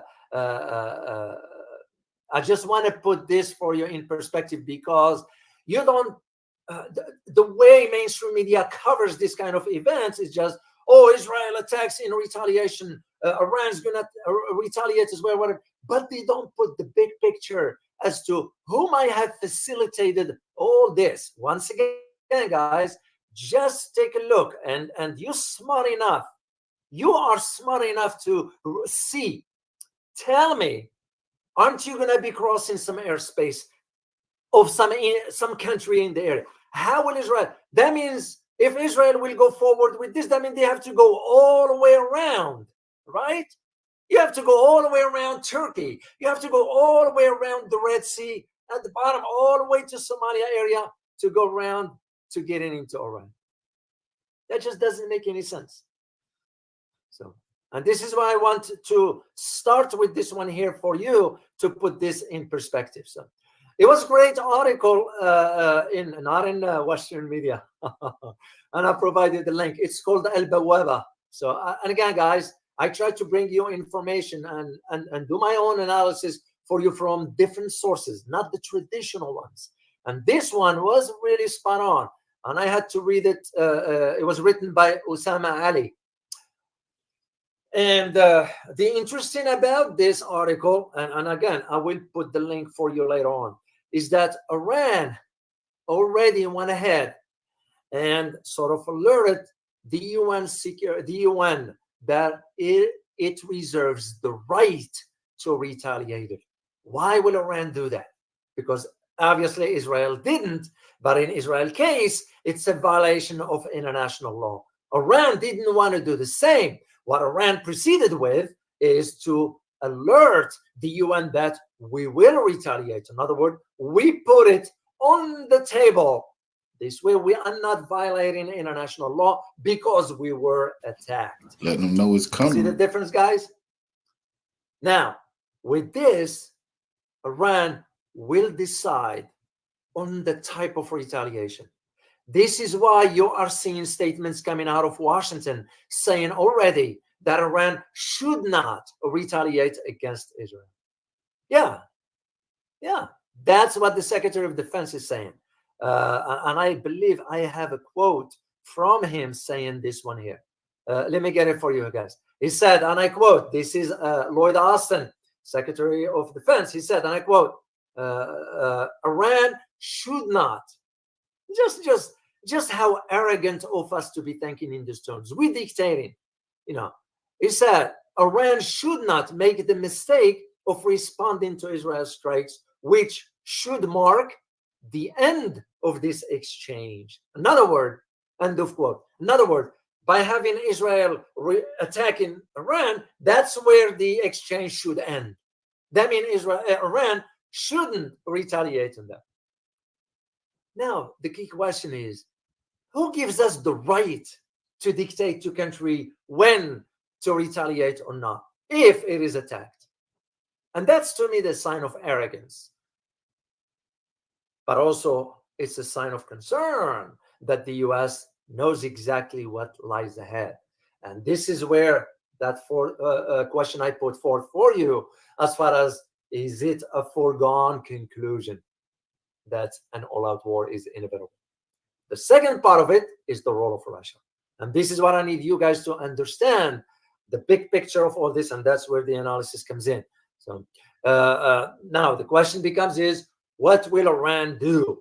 What kind of retaliation it will conduct? Because so far, the conversation inside the establishment in Iran is that even the policymakers in the parliament are in support of a retaliation. Is that mean gloves off? Is that means they're ready for whatever outcome? Because it won't be pretty. I can guarantee you that. So, and that is where I see the challenges that lies ahead, geopolitically and militarily, how this exchange is going to go beyond. This is why those countries in the region are saying, well, we're just going to have to sort of not allow any operation launched from our soil. Yeah, right. Can you imagine Bahrain telling the Americans, no, you can't do anything? Or United Arab Emirates, or Jordan, or Saudi Arabia? I mean, let's face it.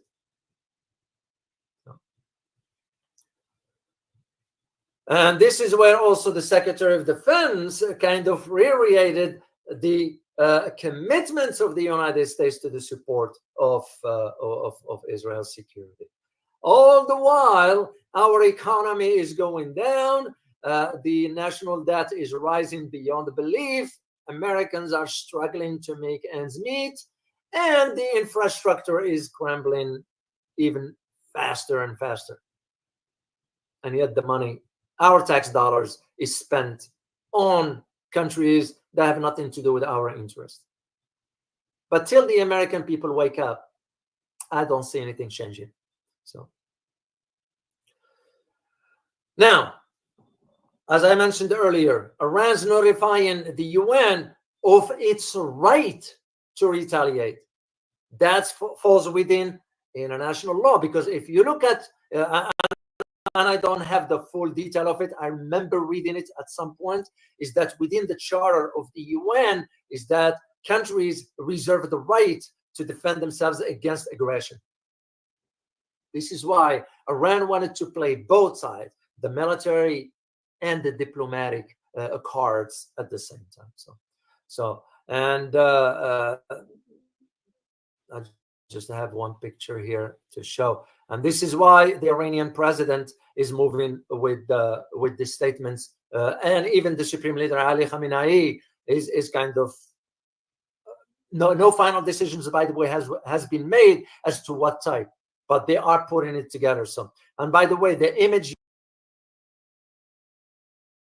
looking at, that's the Iranian President Masoud Pezeshkian, looks at Imad missiles, which those were displayed during the annual military parade marking the anniversary of the outbreak of the 1980-1988 war. Which war am I talking about here, guys? If you can type in the chat box. And by the way, I give credit of that picture to Atta Kinari of AFP, Associated French Press. Yeah, which war am I referring to here, guys? Let me just see in the chat box. You got it, YA. You got it. Iran-Iraq war. Son of Ali Kubalan. You got it. You guys got this one. So it's the Iraq-Iran war that took place back in between 80. Which, by the way, I'm sure you know this, guys, but we were supplying weapons to both sides. Despite we don't have any diplomatic relations with Iran, we were supplying the weapons behind the scenes, and the money we were getting for that was used in Latin America to support the Sandinistas. So, and this is where that the former Colonel Oliver North took the fall for Ronald Reagan, and later on, Ronald Reagan came in a public statements apologizing and all that stuff. Yeah, come on, man. You knew what you were doing. And like I mentioned, all this developments taking place against four main key points. I already mentioned the first one about Saudi Arabia and Jordan denying their airspace to be used by Israel. So now, the second one that is the second, third, and fourth, but you decide which one is most important. I'm going to just share the information with you, and you make up your own mind regarding this. The second point has to do with Hezbollah. What did Hezbollah just do? he warned the residents of more than 25 settlements in northern Israel to leave immediately. What does it mean? Because at the time of when the media is focusing on Israel attack on Iran, northern Israel is being bombarded by Hezbollah. Of course, Israel is also shelling certain villages in southern Lebanon. But you get now Israeli soldiers dying in the border area between southern Lebanon and northern Israel. So what the Hezbollah did, and the Israeli settlements, because there is already massive migration from that location. 3 million people left. That was a few weeks ago. And now 25 settlements have been warned to evac immediately. So you read between the line what comes to this. The third point is, this is regarding Turkey's desire to join Brics. Okay? Now, this has nothing to do with Brics. Of course, that's from an economic perspective. Why is this important? You know, as an analyst, I have to think about it from a different angle altogether. This one, because it coincides with Russia's stance on Israel against Iran. Because when you take the stance of Russia against Israel, when you take the stance of Turkey against Israel, when you take the stance of Iran against Israel, they all converge on one thing. And that's why Turkey, the third point of Turkey's desire to join Brics coincided also with Russia's position in support of Iran against Israel. And I will share with you later on some excerpts from my book in which I addressed this relationship in depth. Then there is the fourth element.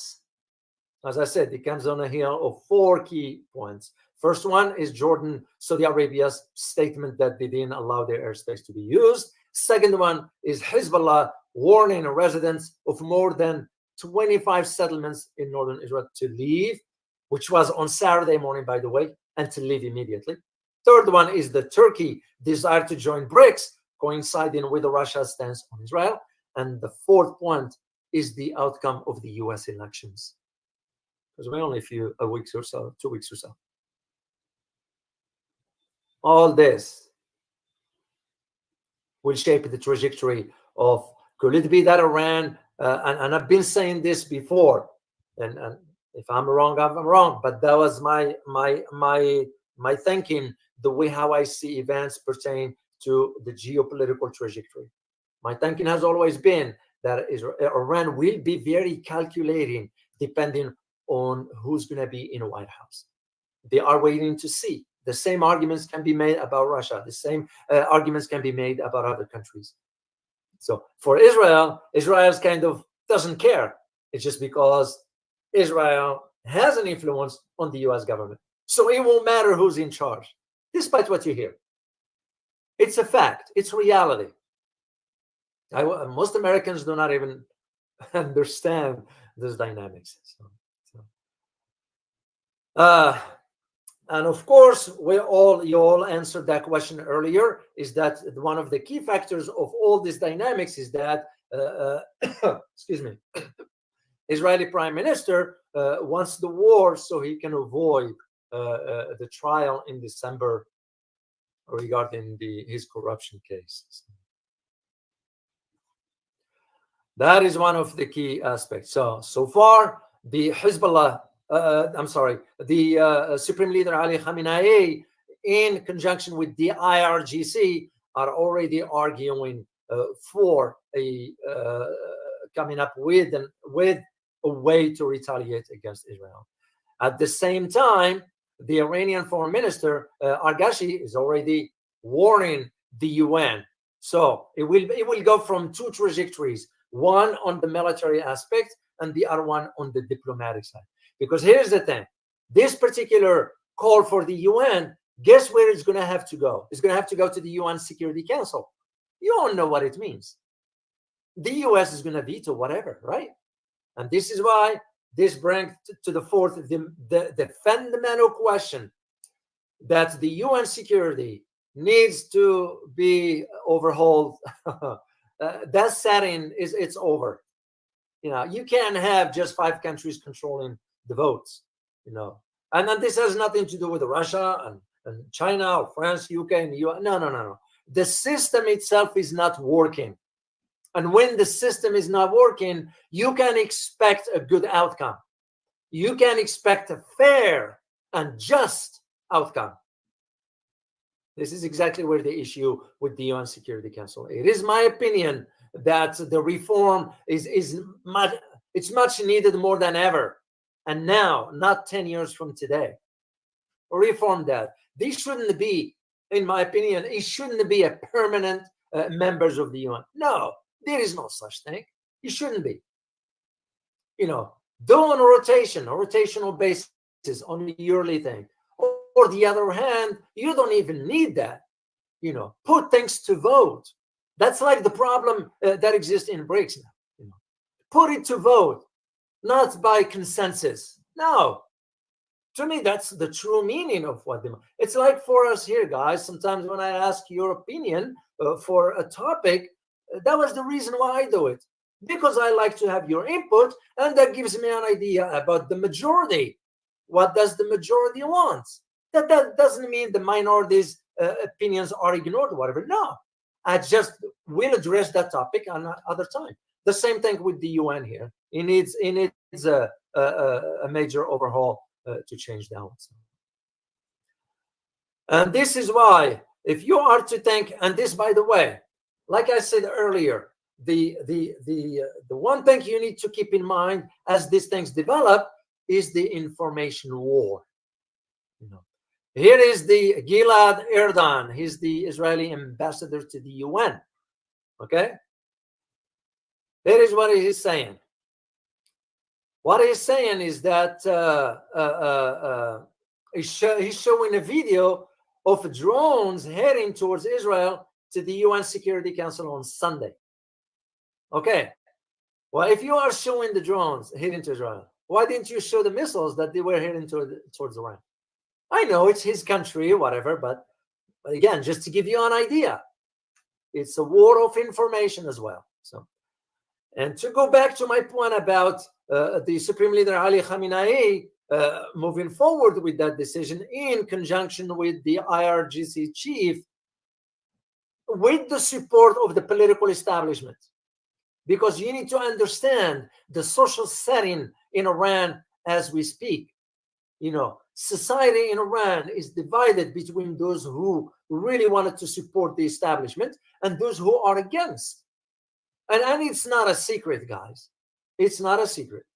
Because there is one thing, as I argued in my Iran book, that's one of the key for the establishments in Iran is to ensure the survival of its ruling.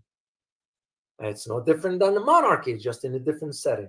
So now when you get the new president, Massoud, who's trying to open up to the West, the hardliners are pushing back by saying, is this what you want? And I can see the arguments of that. You know, I noticed certain things, for example, when I was in Taiwan. You know, the generation there, they have no clue, no idea about what lies ahead. Why? Because it's the influence of the West. So, as I said, this is the image of the F-35 during the graduation ceremony of the Israeli Air Force. And this is an old picture, guys. It's from June 2023. I just wanted to share that with you. So here's the war cabinet here of the Israeli following the developments on Saturday. So, and this one here has to highlight the idea of the military command during the monitoring of the progress of the recent strikes on Iran. And the part of it has to do with the IDF seeing where things are. Like, again, why am I saying this? Is the war of information. So, and this picture here, guys, I looked at it. This is one of the bases of Iran. There is a specific name for this base if I can remember the name of it. Let me see where I located the name of their base here. Well, I forgot it. So, but you can see just the development of certain fighter jets, the older models. Okay. This is a Russian model here, the third one. So I just wanted to share this with you. So let me share with you my own analysis based on my own research when I wrote the Iran book, because it pertained to exactly what is taking place here, and I wanted to put it in perspective for you. And by the way, guys, just prepare some questions. I'm going to answer them for you towards the end here. So my argument was at the time, and even talking in the future per se, because that's what you do as an analyst. You have to, it's not 100% that those events will materialize, but you kind of, because it's hard to make predictions, but at the same time you can get as close as you can be. So as I said, I argued in my previous writings that Revolutionary salute to our Queen Kiana Perkins for getting her membership to the House of Revolution. I appreciate you. Revolution is real life. Absolutely appreciate the love, Queen. Salute. Another point that merits emphasis, which is the political debt. I'm sorry, not that. Debt, DEBT, that Iran owes Russia and China cannot be paid only in economic matters, energy contracts in this case, but also in a strategic vision. So the possibility, I wrote back then, exists of Iran entering into a military treaty of some sort, clearing the way for China and Russia to establish military and naval bases on Iranian soil. Similar arrangements to the United States has with Bahrain. And this rapprochement between Russia and Iran would be tested on a host of areas, including, which at that time was the civil war in Syria, the turmoil in Yemen, and the targeting of certain groups in the region. While I cannot predict, as I wrote back then, while I cannot predict the future of relations among nations, I believe Russia will remain flexible through its strategy in the West Asia or Middle East, a region changing by the hour, where ambiguity and chaos are the order of the day. But what is very important about this to understand? You need to understand the history of Russia and Iran, because there is a history there.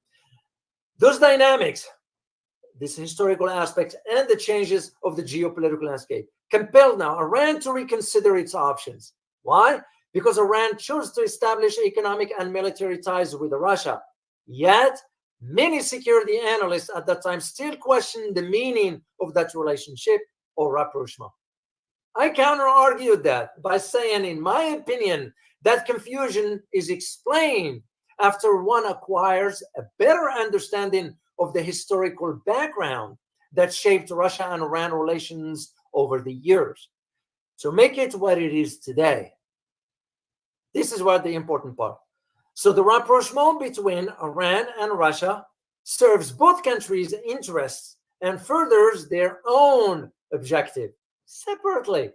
So despite opposite trajectories, which became now very, very clear. And the way to highlight this point for you before I continue, the two separate trajectories is that for Russia, the objective now is not just supporting Iran. It is about pushing against the US regarding the Ukraine conflict. For Iran is to ensure that Israel will be pushed back against, but on the other hand is also to cement Iran's position within the Arab world regarding the support for Palestine. So two separate trajectory. There is one third common that they all share. And you know what it is? Sanctions by the same enemy. This is why, again, you have to put into context the Iran being part of the Brics, because he will push further for that assimilation into creating the financial system to bypass the US dollar. That's what I'm saying. The rapprochement between Iran and Russia serves both countries' interest and further their own objective, despite the opposite trajectory. It also serves a far greater sort of strategic aim. And what is that aim? It's challenging the U.S. in view of the United States' decline in leadership in the region and around the world. Because at the time of this conversation here, guys, we have no more credibility on the world stage, despite what others say. The U.S. still there. It's my country. It pains me to say this, but again, you all know where I stand on this. I don't shy away from saying it. I know I get criticized. I know I get these negative comments, whatever, but hey, they are entitled to express their opinion for the fact that I am stating facts. Our credibility has been shattered beyond the repair. Simple as that. This is the other aim, the strategic one for both countries, because they saw. So both countries, meaning Iran and Russia in this case, have forged a strategic partnership. At other time, they seem to be far at odds. Why am I talking about this one here? The odds goes back to 1829. This is where the history comes in, because this seemed to, at that time, this puzzling relationship. It is puzzling to some. Now it became clear, at least for me. This puzzling relationship, I wrote back then in my book, traces its root to 1829, when Russia and Iran signed the Treaty of Turkmenistan.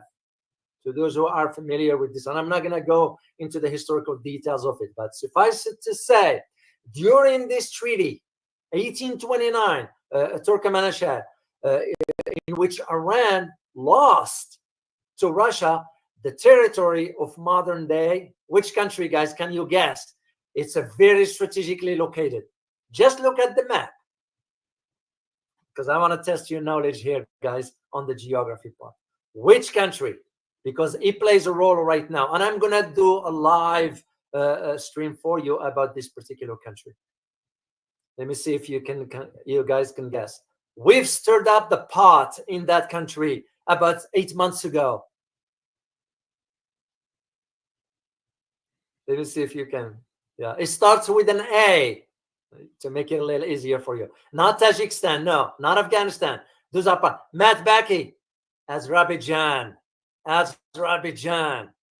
That is one of the key. But you have to go back to history, 1829, for that Treaty of Turkmenistan. Okay? Now, I believe, as I wrote back then, that one should view Iran-Russia relations within this historical context, one that left deep psychological scars and a sense of betrayal among Iranians, especially their perception of Russia. But the geopolitical dynamics of today have changed the calculation. So fast forward to when Iran declared itself a nuclear power, ties between Moscow and Tehran, or Tehran, eventually will be vital to sustaining international equilibrium. Why is this important? Because you have to add China to the mix. And given that now Iran is in Brics, makes perfect sense. This is why I always warn against Brics just inviting whomever. There is no conversation about, we might want to consider inviting Philippines. You got to be out of your mind to bring in Philippines into the fold, because Philippines will be doing the bidding of the West inside Brics. There is already a problem with India inside. Why bring in countries that it will be a dead weight? Why bring in countries that have a lot of baggage with them? This just doesn't make any sense. That's the way I see it, guys. And again, you might disagree with my assessment here, and you are entitled to this. And please express your opinion, because we are here to learn from each other. You know, this channel here is about learning. This is not about, you know, I am the one talking here and whatever I say. No. That's what a really a good community is all about, intellectually speaking. So that's when you differentiate between an analyst with a some expertise, and an analyst. You got the idea. So here's the thing. Ties between Moscow and Tehran eventually will be vital for sustaining international equilibrium, as I mentioned now with China in the picture, at least when it comes to who is influencing events on the ground in the region, West Asia as a whole. Well, think about it now, guys. Who's influencing the events? The US? No. Israel? No. Despite what you're seeing, what's going on is behind the scenes. And this upcoming military drills between Iran and Saudi Arabia, I bet you Washington will be preparing something for Saudis. I won't be surprised. Still, both Iran and Russia interests are on the opposite end of the spectrum. Their cooperation, no matter how limited, I argued back then, no matter how limited, is essential. And here we are. That was the reason why I worded certain things certain ways back then, thinking, what if the next 5 years, what if the next 10 years will change the dynamics on the ground? And here we are. So I wonder to what extent their relationship remains one of convenience, and under what circumstances that relationship could turn bad. The possibility is always there. Believe it or not. Suffice it to say that Russia, Iran, and China, for that matter, are pragmatic allies. I am not being naive, as I wrote back then, when it comes to international relations, especially when addressing both Russia and Iran.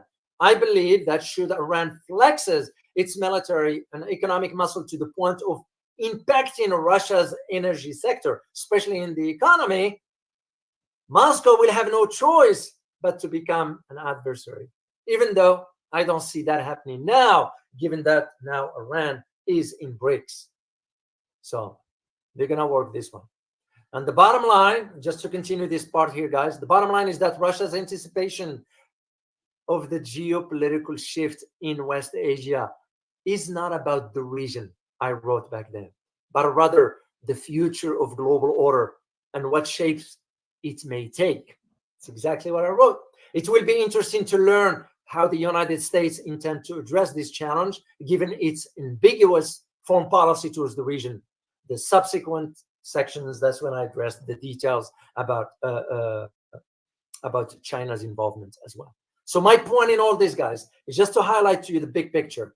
When you think in terms of, well, now Israel is attacking Iran, and you have to see the big picture. You have to see, of course, the Prime Minister Bibi is doing it for some ulterior motives, but also you have to think about the shifting geopolitical landscape in the region. That's going to impact more countries to now go back to the drawing board and recalculate their line or sort of rethink their strategies and their alliances. And what coincided with all this, as I mentioned earlier about Turkey, desire to join Brics coincided with, of course, Turkey being a NATO member, and all of a sudden you get now a NATO member being a part of the Brics, but also there is the other calculus for Turkey as well. Iran is no different, Saudi is no different. And makes me wonder now, while I'm thinking about it, why did the Saudi prince didn't attend Brics and only sent the foreign minister? Makes you just wonder and think in terms of how these dynamics work. And all this shaped up to be as Washington is thinking, because there is a concern, is a quiet, at least based on my conversation with my own contacts, there is a quiet conversation behind closed doors in Washington about the serious concerns that we're having about the dollar.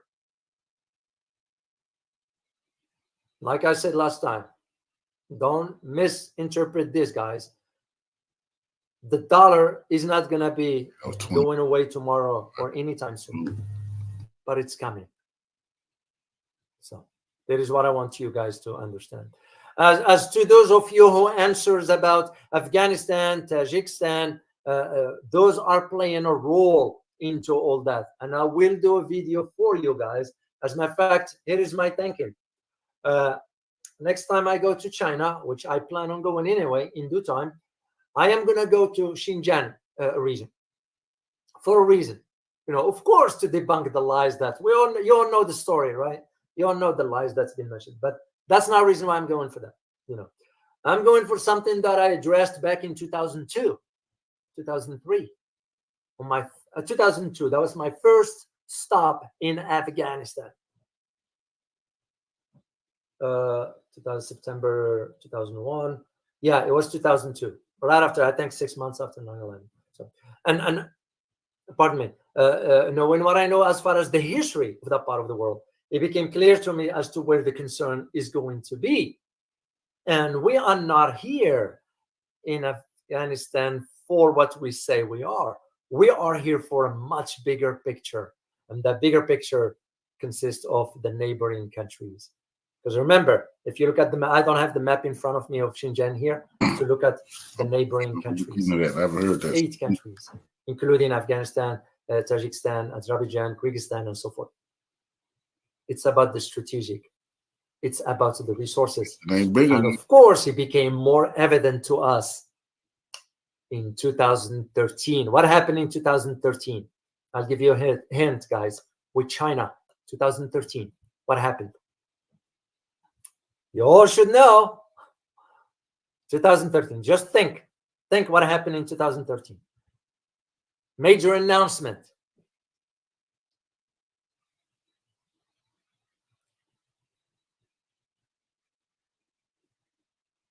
No.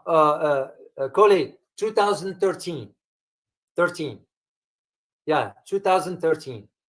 Just think China. No. Don't think Ukraine coup was about 2016, but it was before that. Just China, 2013. Who came to power in 2013? SEO 2013, but there's one specific. 2013. Oh, Hamad Sidi. You got it, BRI. It's because it became clear to us that if this thing China is announcing the BRI is going to go through that area, we are F. You guys got the idea. Because of the resources and also the dimension, the trajectory of the shipment of goods and so forth. Central Asia has always been, the Euro-Asia region has always been a key. Just look at the history. Go way back, and look at the history of the countries that controlled that part of the world.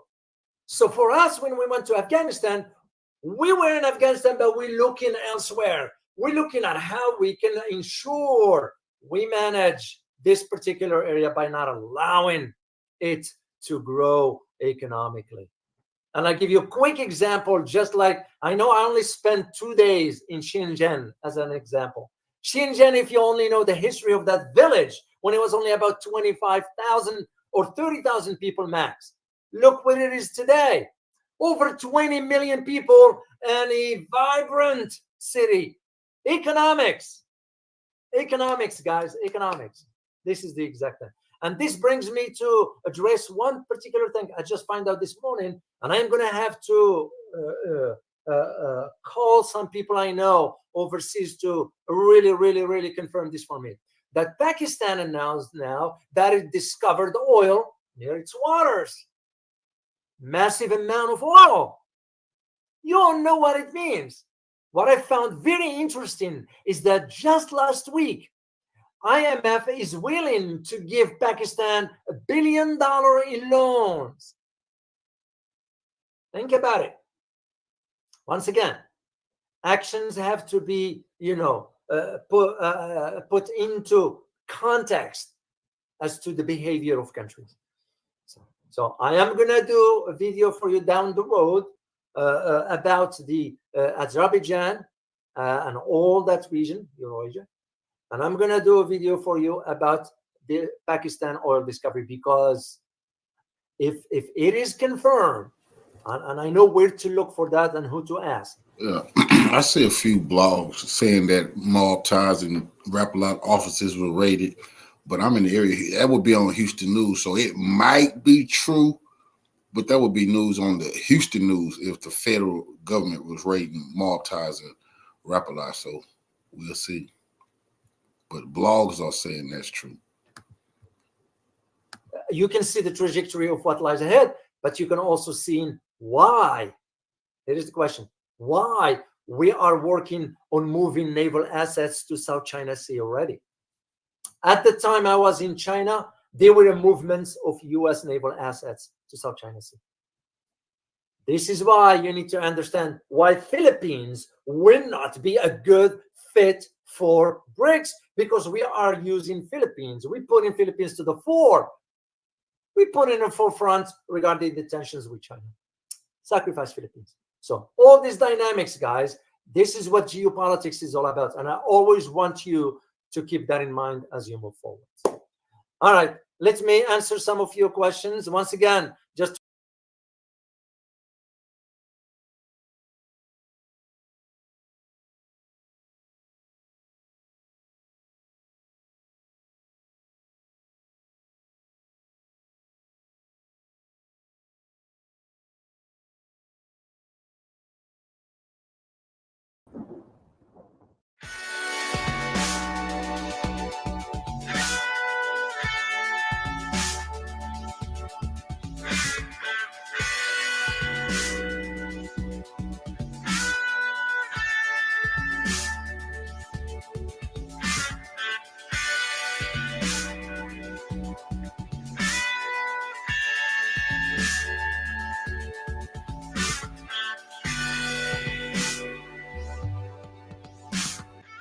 Kiev has finally officially recognized that the Ukrainian army's front has crumbled in Donbass.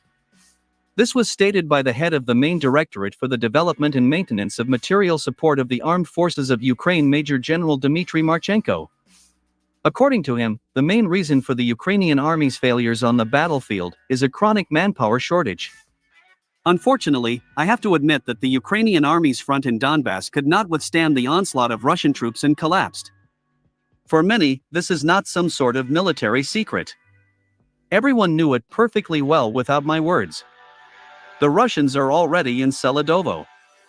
The capture of this city by Russian troops will have a very negative impact on the Ukrainian army. The fall of Seledovo will allow Russian troops to gain tactical access to Pokrovsk, Major General Dmitry Marchenko said.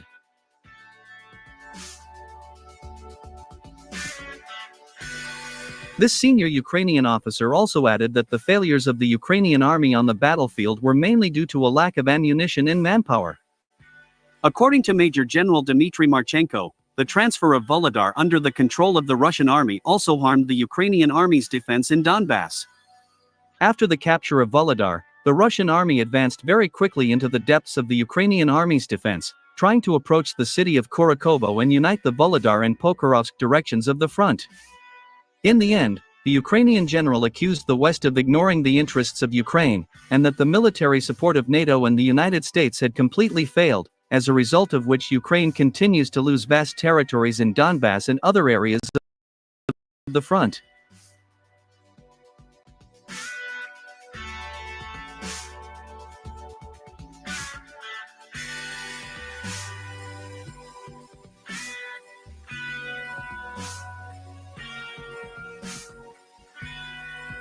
The fact that Ukraine is rapidly losing vast territories is also very disturbing to Western generals.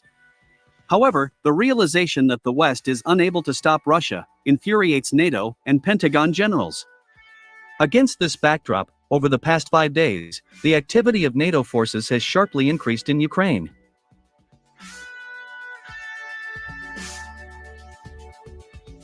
In particular, a few hours ago, representatives of the Russian FSB officially announced that on October 27, 2024, NATO forces tried to intrude into the Klimovsky district of the Bryansk region. According to the Russian FSB, these were U.S. Army Rangers, as well as fighters from elite units from countries such as Canada, Poland, and Britain. It is reported that Russian border guards, with the help of reconnaissance drones, discovered an enemy sabotage and reconnaissance group at 6 a.m. Moscow time. There were 30 well-armed fighters in this sabotage group. Realizing that the border guards would not be able to cope with this enemy group, it was decided to send FSB Spetsnaz to the area.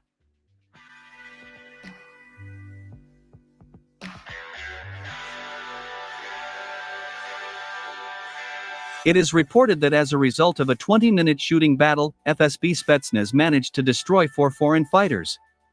The remaining militants tried to escape back to Ukraine. However, they did not manage to escape far. Russian multiple launch rocket systems and combat aviation destroyed American, Canadian, Polish, and British fighters on the border of the Bryansk and Chernihiv regions. Later, the FSB showed the corpses of these fighters of foreign elite units, as well as their weapons. FSB representatives reported that among the destroyed foreign fighters there were a lot of corpses with tattoos used by U.S. Army Rangers. Fighters of FSB Spetsnaz also found several Canadian flags and prayer books in Polish among the corpses.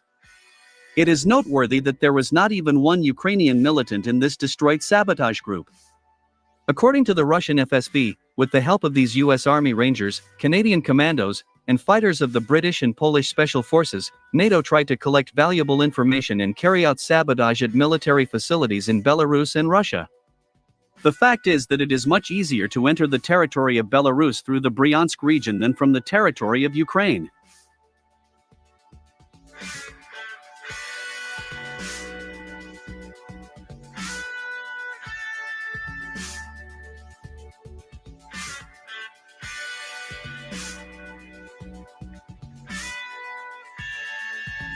Today, Russian officials and politicians commented on the destruction of fighters of NATO's sabotage group in the Bryansk region. In particular, the revolutionary salute to our soldier out of bondage for the donation to the war chest. He say, "My bad, General, well, my manners. He got this for the war chest." I absolutely appreciate you donate to the war chest. Revolution is a way of life. Appreciate the love, family. Salute. The official representative of the Ministry of Foreign Affairs of the Russian Federation, Maria Zakharova, said that as of October 30th, the identity of all the destroyed foreign fighters had been established. According to her, the killed militants were the US, Canadian, Polish, and British citizens. NATO. At the same time, Maria Zakharova stressed that Russia is conducting a thorough investigation of the incident, and that new details about the liquidated foreign saboteurs may appear over time. It's a scandal.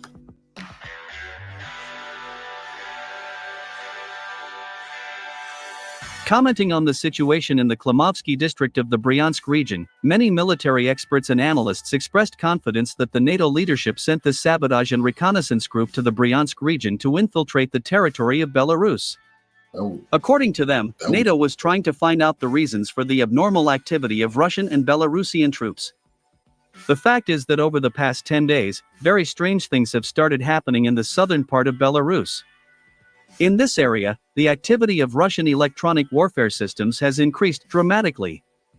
In this area, Russian electronic warfare systems are jamming not only NATO reconnaissance drones, but also American satellites.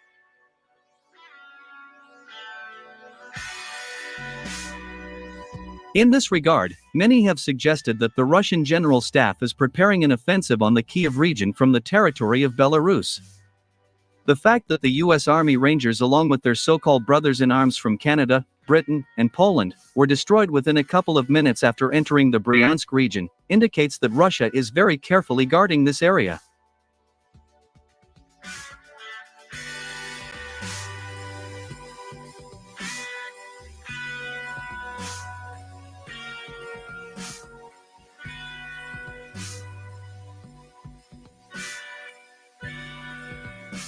Meanwhile, on October 30th, war correspondents reported that 2,000 NATO and Ukrainian soldiers trapped in the Sudzansky district of the Kursk region made another desperate attempt to break out of the encirclement. It is reported that throughout the day, the Ukrainian army units counterattacked the positions of Russian troops 5 times, in the direction of Deriino and Novoivanovka.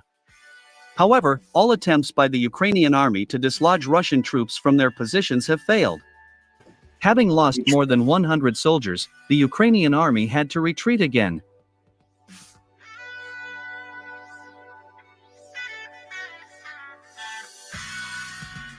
My friends, everything that is happening in the Kursk region indicates that the Russian army is preparing another offensive that will radically change the situation in this direction of the front. In general, even pro-Ukrainian Western experts have recognized that the Ukrainian army units located in the Kursk region are doomed. According to them, they will either be destroyed or captured. Many Western experts are confident that the Russian army will complete the operation to liberate the Kursk region in November this year. Not done with Russia. I told y'all it was a trap a long time ago. And they wish they would put it in.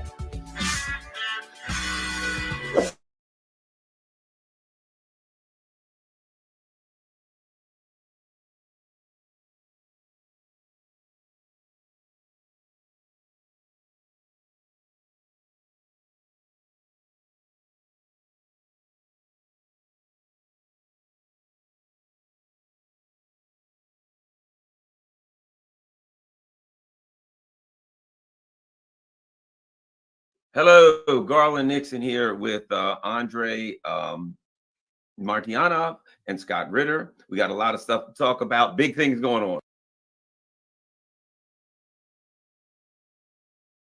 The great YouTube page for Andre Martianov. Never miss one there. You learn a lot of technical stuff and have a lot of fun. All right, guys. Interesting things going on. Andre, let's start with you. I've been trying to dig up what happened in Iran. I'm listening to Alistair Crook today, and as I understand it, the Israelis had a bunch of F-35s. Of course, the U.S. was involved. They were approaching Iran. As he says it, the first wave was supposed to suppress the air defense, and then the others were going to attack targets. Things didn't work out so well. Apparently, these so-called stealth aircrafts were getting locked on, and they threw a couple missiles and got the hell out of Dodge. What do you know about this? Your thoughts on the attempt by Israel and the U.S. to fire on Iran that seems to have, shall we say, gone awry? Well, Iran had the benefit of, we know this for sure, Russian early warning. Russians control the airspace there, especially, and not just by the means of the, let's say, satellites or AWACS type planes, which can fly easily. You have to look up if there was any A-50 flying in the area of the southern Caspian Sea, along the Mazandaran coastal line. But so they knew. Okay, so it's easy. Then you have obviously the Khmeimim Air Base, which touches quite a bit. Let's put it this way: Russians control all airspace of Israel. Okay, from Khmeimim. So they knew it. So, and obviously Russia warned Iran. But the point is, this beautiful word SEAD, suppression of enemy air defense, yes, it has been stated by many people, and me included, on many occasions. There are only 4 entities in the world which produce the full spectrum of their air defense systems, from short range to long range. Well, guess what? It's obviously United States, not very good ones, but still produce. Russia, European Union, Astor family of the missiles and things like that. And of course, guess what? Iran. They are China comes with them, but it's knockoffs, and Iran produces their knockoffs of the Soviet type or Russian type of early versions of S-300s, Buk M1s. They also have their brand new Panzers. They have S-300s and around Bushehr. So they have their own capability. And if they, got 100 planes in the air, no, you're not going to suppress Iranian air defense by this force. You need to have the sustained effort. It's as a result, we know as any kind of launch, as any kind of salvo, which of course Israel did, there were some leakers. They're called leakers. They're literally things which leak through the defenses. Some of them leaked, obviously, make no mistake. They hit their what is called the mixed facility for the actually MRLS, multiple launch rocket systems. I don't think so. They have been very successful in getting into the and damaging a real missile producing technology of Iran. And as a result, we have this situation that's free for interpretation by both sides, let's put it this way. But obviously, the objective results so far, Iran is not impressed, wasn't impressed that much. Do you think that the S-400 and or Russian electronic warfare systems were involved? Yeah, I don't think so. S-400 was involved, but then no doubt about that. Electronic warfare was involved, and we know. Remember, a few years back, they actually intercepted their communications to one of their Global Hawk, I believe. And guess what? They intercepted, took over the communications and landed the thing successfully in Iran. That was like, wow, the moment of. So, and they do have very decent electronic warfare systems. Scott, what have you heard? What insider info do you have? Inside baseball info do you have regarding the thwarted? I don't know if it was thwarted really, or if it just wasn't, it wasn't up to par to go up against the level of peer or better level technology. Let's focus on something that Andre just mentioned. It wasn't a global hawk. It was the RS-176. They call Something it like that. Yes. Kandahar. The B-2 looking flying stealth Delta Wing drone. The Iranians. There's a story that goes back to 2006. When Israel sent in Sariyat Matkal and Egos and all these elite commando units into southern Lebanon, sort of repeating the disaster that's unfolding right now. But they were using the SINCARs, which is a frequency hopping encrypted radio system that the American military used. At that time, it was cutting edge. And the Sariyat Matkal guys were using it. And they ended up going into an ambush. And later on, when they reverse engineered it, it turned out that the Iranians had been monitoring these signals with Hezbollah, were able to reverse engineer the signals, and were able to replicate the Israeli communication system, and not only track the frequencies, but also then decrypt it real time. And they had Hebrew linguists who listened to the officers and the radio operators and mimicked their voices. They knew all the codes and everything. So they got into the Israeli radio waves, encrypted frequency hopping, using Hebrew language, mimicking the voice, and they gave the code word that had the Matkal guys go early, and they walked into an ambush where they suffered tremendous casualties. Not only that, to add insult to injury, when one of the Matkal guys turned around, he came face to face with a Hezbollah guy who was kitted out better than he was, with modern night vision, all the things. The idea that Hezbollah and Iran are a third world, military force, etc., is absurd. This is first world stuff. The Iranians, especially, while we were in Afghanistan, they had intelligence teams there the whole time, parked outside, for instance, of Kandahar. And every day they watched the Beast of Kandahar, the RQ-176 or whatever it's called, take off, and they intercepted all the signals that were going there, and they eventually decrypted the signals, and they were able to see how the plane takes off. And then at some point in time, the ground controller hands it off to a satellite that is being now controlled by somebody in Nevada, and they fly the mission from Nevada. And it's just all the handoff is an encrypted handshake that, two encrypted systems have to talk to each other. Boom, positive handoff.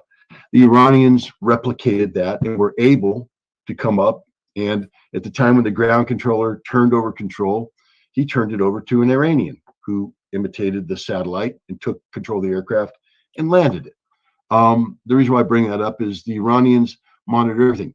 We've been flying F-35s, F-22s, F-15s in Afghanistan. We've been flying them in Syria, where the Iranians have sophisticated air defense capabilities and intelligence capabilities. We've been flying them the Israelis have been flying them nonstop in Lebanon. This isn't the first rodeo for the Iranians. They've been preparing for this for a long time. They have some of the most advanced engineering and weapons design capabilities imaginable. They have produced air defense systems, indigenous air defense systems that aren't just simply copies of the Russian S-300. These are air defense systems that have been specifically built to deal with F-35s, F-22s, F-15s. The Iranians are, as Andre said, some of the most advanced in the world. So the reason why I bring that up is the Israelis are going into a fight where the Iranians know just about everything there is to know about the Israelis, and the Israelis know nothing about the Iranian capabilities because they haven't gone up against them. And so Israel was behind the Powerball, the power curve from the very get-go. Iran, had advanced queuing from the Russians. They probably had Russian systems that were providing some sort of intelligence, but they have their own extremely capable systems. And again, as I pointed out, the reason why I brought up the Saryat Matkal ambush in 2006 is that the Iranians have been studying the Israeli way of war, and they can anticipate. And so when the Israelis made a decision that they were going to go through Jordan, fly through Western Iraq, and go to Salahuddin, north of Baghdad, for their weapons release area, the Iranians had anticipated this, and they were locking on to F-35s. And the Israelis were going, this can't happen. How can you lock? We're not even in Iran, and you're locking on to us. How are you doing this? Well, it's because Iran has been preparing for this fight for a very long time. And the lack of, again, as Andre said, leakers will happen. It happens everywhere. I mean, it's just the reality of war. Nothing works perfect all the time. But the Israelis didn't achieve the results they were hoping to. This was supposed to be one of those deterrence establishing strikes. Instead, what it was an impotence exposing strike, where basically Israel showed the Iranians that at least with what they were using on this strike, they can't deliver the knockout blow. And Iran showed Israel that if you want to do this, we have the solution to your problem. And this is the reality. The Israelis did not deliver anything that was as impressive as they were hoping to deliver. And the Iranians were far more impressive than the Western media is giving them credit for. Do not forget also the very interesting thing, which is documented. It is official in many respects. It's buttressed by the American side, but Russians are in the open about it. The Su-35s, which fly, and I believe the Su-57 sometimes participated, which fly from Khmeimim Air Base in Syria, they have no problems of detecting F-35s and F-22s. In fact, is they even, were engaged in the mutual locking of their weapons on each other. So Americans lock on, to show that, and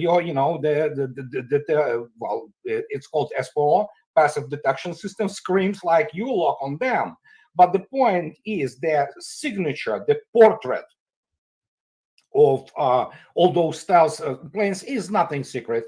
Russians track them, detect them all the time. So it's so in this respect, Iran had everything they needed, as Scott correctly stated. They are ready to lock on and track and develop firing solution if need be. So it's probably was shocker for those guys, but again, they never gave report to this mysterious F-35, which encountered for some reason the flock of birds, for some reason slightly deep into Syrian territory, and this plane has never been exposed again, But for some reason, Syrian air defense locked on and launched precisely that moment when this F-35 of Israeli forces encountered this flock of whatever, seagulls. They launched good old S-200, which is like ancient air defense complex, How they were dealing with the, data fusion there, I don't know. We can only speculate. But since then, this plane never was shown, or like, oh, here it's encountered flock of seagulls, whatever, So, and how to put it politely, yeah, that's the how to say it, technological paradigm has changed. There's no such thing as stealth anymore. Everything is detected, everything's tracked, and especially when you have the modern signal processing systems and data fusion capabilities, which allow you to basically extract all necessary, discrete frequencies, and okay, here it is. And there you go. Let me ask you this, Andre, before we go on, because one of the things we've talked about is S-400, and everything I read online says, this is the finest anti-air defense system, individual air defense system. Certainly, it works in an environment where it's a network system, integrated into a network, and that's the real strength of it. What is it about the S-400? I mean, if they're with the Iranian systems, and don't get me wrong, if they have S-300 or S-300 knockoff, it's probably better than anything. It's better than they're really good knockoffs. Okay, let's put it. Yeah, Scott, absolutely correct. They add their own thing there. They add their own twists, which are obviously related to their environment. Do not forget that we're talking about the environment, which is specific climate. Climate matters. What is called a radio permeability matters. And for example, in the northern altitudes, in the latitudes, if you wish, you have very often what's called air defense ducts, the radar ducts, which allow you to see way beyond what is usually, and they occur, those ducts, atmospheric ducts, very often. For example, in the southern climate, which is, and of course, Iran has a desert and mountainous climate. Sometimes they record it. At some point of time, I remember the hottest temperature in the world. They had such high temperature. It's completely different. You have to adjust also for the what's called radio permeability of the atmosphere and all kinds of other things. So they worked on this. They know what they're doing. Wow. So Scott, your thoughts on how that changes the geopolitics of conflict, the geopolitics of diplomacy, in that now the world looks, everybody's looking, China's looking, everybody's looking. The NATO countries, people may not want to admit it, but if you're a NATO country and they're selling you these 150 million F-35s and you're buying a bunch of them, and they're telling you, well, if we get in a dust up with Russia, don't worry, the F-35 will go right to Moscow and never get touched, etc. The rest of the world's looking at this dynamic saying, holy crap, this is Iran. And they just, ran you couldn't even attack them. You set up the attack, but you could not do it. How does that change the game as far as everybody else looking at the Western military potential versus their potential adversaries? I don't think the F-35 was used as a penetrating strike weapon for this. I think this is the attack was done by air-launched cruise missiles, and the primary carrier for the air-launched cruise missiles are the F-15Is and the F-16Is, the Israeli modified versions. And so the F-35 was primarily a combat air patrol, basically flying the loop overhead to keep any fighters out, to keep the area clear of enemy capability. So it's not as though this was a real test of the F-35. I think getting locked on was a shock. They weren't expecting that. But the other thing I think we also have to factor in here is that the Israelis are really good.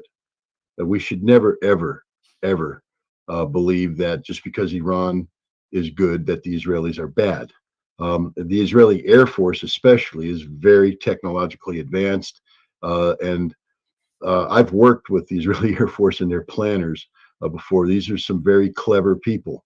I've worked with their technical intelligence branches, and they're sitting there poring over the data they collected. Believe me, everything the Iranians turned on that day was collected by the Israelis. Everything the Iranians did that day was collected by the Israelis. Everything the Iranians didn't do was collected, by default by the Israelis by failing to detect activation. So the Israelis know what the Iranians turned on, what they didn't turn on, etc. And they will adapt. So the next time around, if there is a next time around, the Israelis aren't going to repeat the same pattern of behavior. It will be a different attack plan that takes into account the lessons learned. And the Iranians, if they're as good as I believe they are realizing this, and they're adapting. They deliberately didn't show all their cards and everything like that.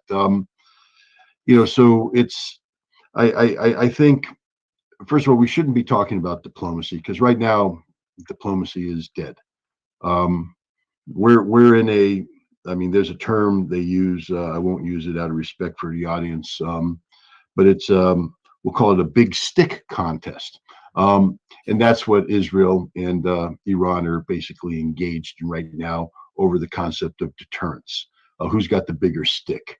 And Israel was hoping to come out of this attack being able to bluff their way through, but it's not the case. Iran clearly right now has the ability, the demonstrated ability, to strike Israel anytime it wants to with whatever it wants to, and Israel does not have a reciprocal capability. There's talk about what Israel did at Parchin, in other locations. I mean, I saw ridiculous things about how Israel took out all of Iran's S-300 radars. No, I don't think there's any evidence to back that up. First of all, I don't think Israel launched enough air-launched ballistic missiles to accomplish that task, even if they all hit their target. But Parchin, there's satellite imagery out there that shows strikes. I did this for a living, guys. I did it during the Gulf War. I planned the strikes against Iraq, and then I was the battle damage assessment officer who evaluated the efficacy of the strikes. Did they achieve the intended results? And then I'll give you another thing. I had the bonus of, after the war ended, being a weapons inspector on the ground, going to the sites and being able to see exactly what had been accomplished. And I will tell you that there's a world of difference between what I witnessed on the ground, what I thought I saw through overhead imagery, and what the pilots were reporting at the moment of the attack. There's Iranians who live in Tehran who, Parchin is near Tehran. Parchin's had some accidents in the past. When you're doing solid rocket propellant or explosive, and you have a bad day, it goes boom, and there's a fireball, there's an explosion, there's smoke. It's all visible. Buildings shake, windows rattle. No buildings shook or windows rattled in Tehran. So nothing of significance in Parchin was hit. The other thing is, you see these black flashes on the ground. You do know that what you're looking at is earth-covered reinforced concrete. And so if something hits it and goes boom, it literally is bouncing off the concrete. The black you see is blackened soil. It's not a penetration. It's not an explosion. It's nothing. It may look nice from a satellite photograph, but when you get on the ground, you realize that didn't even dent it. And the other thing I learned about, missile production is that the Iraqis, especially if given any sort of advance notice or indication of a strike, all the high value equipment, mixers, things of that nature, are removed from the site and taken to, different storage. And so even if you penetrated one of these mixer facilities, you didn't destroy the mixer. The mixer ain't there. The Iranians, like the Iraqis, are experts at survivability, and things can move around. So the Israelis didn't accomplish anything from this, which makes diplomacy hard. That's the problem, is that the Israelis have nothing to bring to the table right now. They don't get to tell the Iranians, you mess with us, we'll do it again. We'll do it again. The Iranians are like, and do that again? You wasted all your weaponry. You accomplished nothing. 100 aircraft, and they accomplished nothing. Literally next to nothing. So I think what we're seeing right now is there's a pause while both sides figure out where to go. Iran doesn't want to escalate. I know I respect Professor Marandi tremendously, and I know he's speaking of the inevitability of an Iranian response out of principle. And I am in no position to contradict him. I'm just saying that diplomatically it makes no sense. Iran is in the catbird seat right now. They have established deterrence superiority. There's no reason for them. And Iran's coming out of a Brics meeting in Kazan where they pledged to avoid needless escalation, that as a member of this Brics community, they're supposed to be looking for, a peaceful resolution to these problems. And there's no reason to escalate. right now, Israel is losing on every front. There's not a single front that Israel's winning on. And when I say losing, I'm talking about existential losing, the end of Israel kind of losing. It's not me saying this. I know there's a lot of people out there, especially in the chat. I won't mention his name, but there's one guy in particular that doesn't like my analysis. That's okay. It's an Israeli brigadier general, retired, that recently gave an interview last week. He's saying exactly the same thing I'm saying. Across the board, Israel has not accomplished any of its objectives. The Israeli military is collapsing from within. You're talking about desertion rates that are approaching 20%. 20% desertion rates. Troops are refusing to go to Lebanon because it is a death trap. Troops are committing suicide rather than returning to Gaza because they don't want to have to fight over the same terrain that they've already fought over 3 times before. They've accomplished none of their objectives. Hamas is not defeated. Hezbollah is not defeated. The Israeli economy is collapsing. $67 billion hit last year. It's going to be worse this year. Nobody's investing in Israel. Israel has lost the world. Meaning nobody supports Israel but the United States. And now the biggest thing he said is, the Israel is collapsing from within. The president of Israel, prior to October 7th, said that Israel is on the verge of a civil war because of the internal conflict. It's only worse now. Israel is a deeply divided country. It's lost its moral compass. It's lost its reason to exist. So if you're the Iranians, you've won. You have literally won. You have created the conditions for the defeat, strategic defeat of Israel. You don't have to do anything like continue to engage Israel. Just let Israel do what Israel's doing, because that is the recipe for disaster for Israel. And I think that's the direction that the Iranians are going to be heading. I personally don't believe Iran will retaliate against Israel, because there's nothing to retaliate for. It doesn't make any sense. Yeah, nothing to be gained strategically, and they are very long-term thinkers, Iranians. They're very strategic, and the thing which obviously supports Scott's assessment, and I agree with it wholeheartedly, is the fact that usually Iran also loves the hyperbole and things of this nature, when they really want to do something to you. This time it was pretty kind of tamed, I would say, like, yeah, we will respond when we'll decide to on our own. Right. That's it. There was no great and smaller Satans and things of this nature. There was no this type of the rhetoric, and so Iranians are very bright people, so they will, I think so, they're not gonna retaliate. And before we go, I want to say that you can look it up. It was in Russian media as this whole thing was unfolding in Iran with Israel strikes. It was, for example, in RIA News. You can also look it up. There were reports of 5 Russian planes being in the airspace of Iran. What kind of planes? They were registering on the flight radar, so in the airspace of Iran. So make your own conclusions, okay? So as already stated,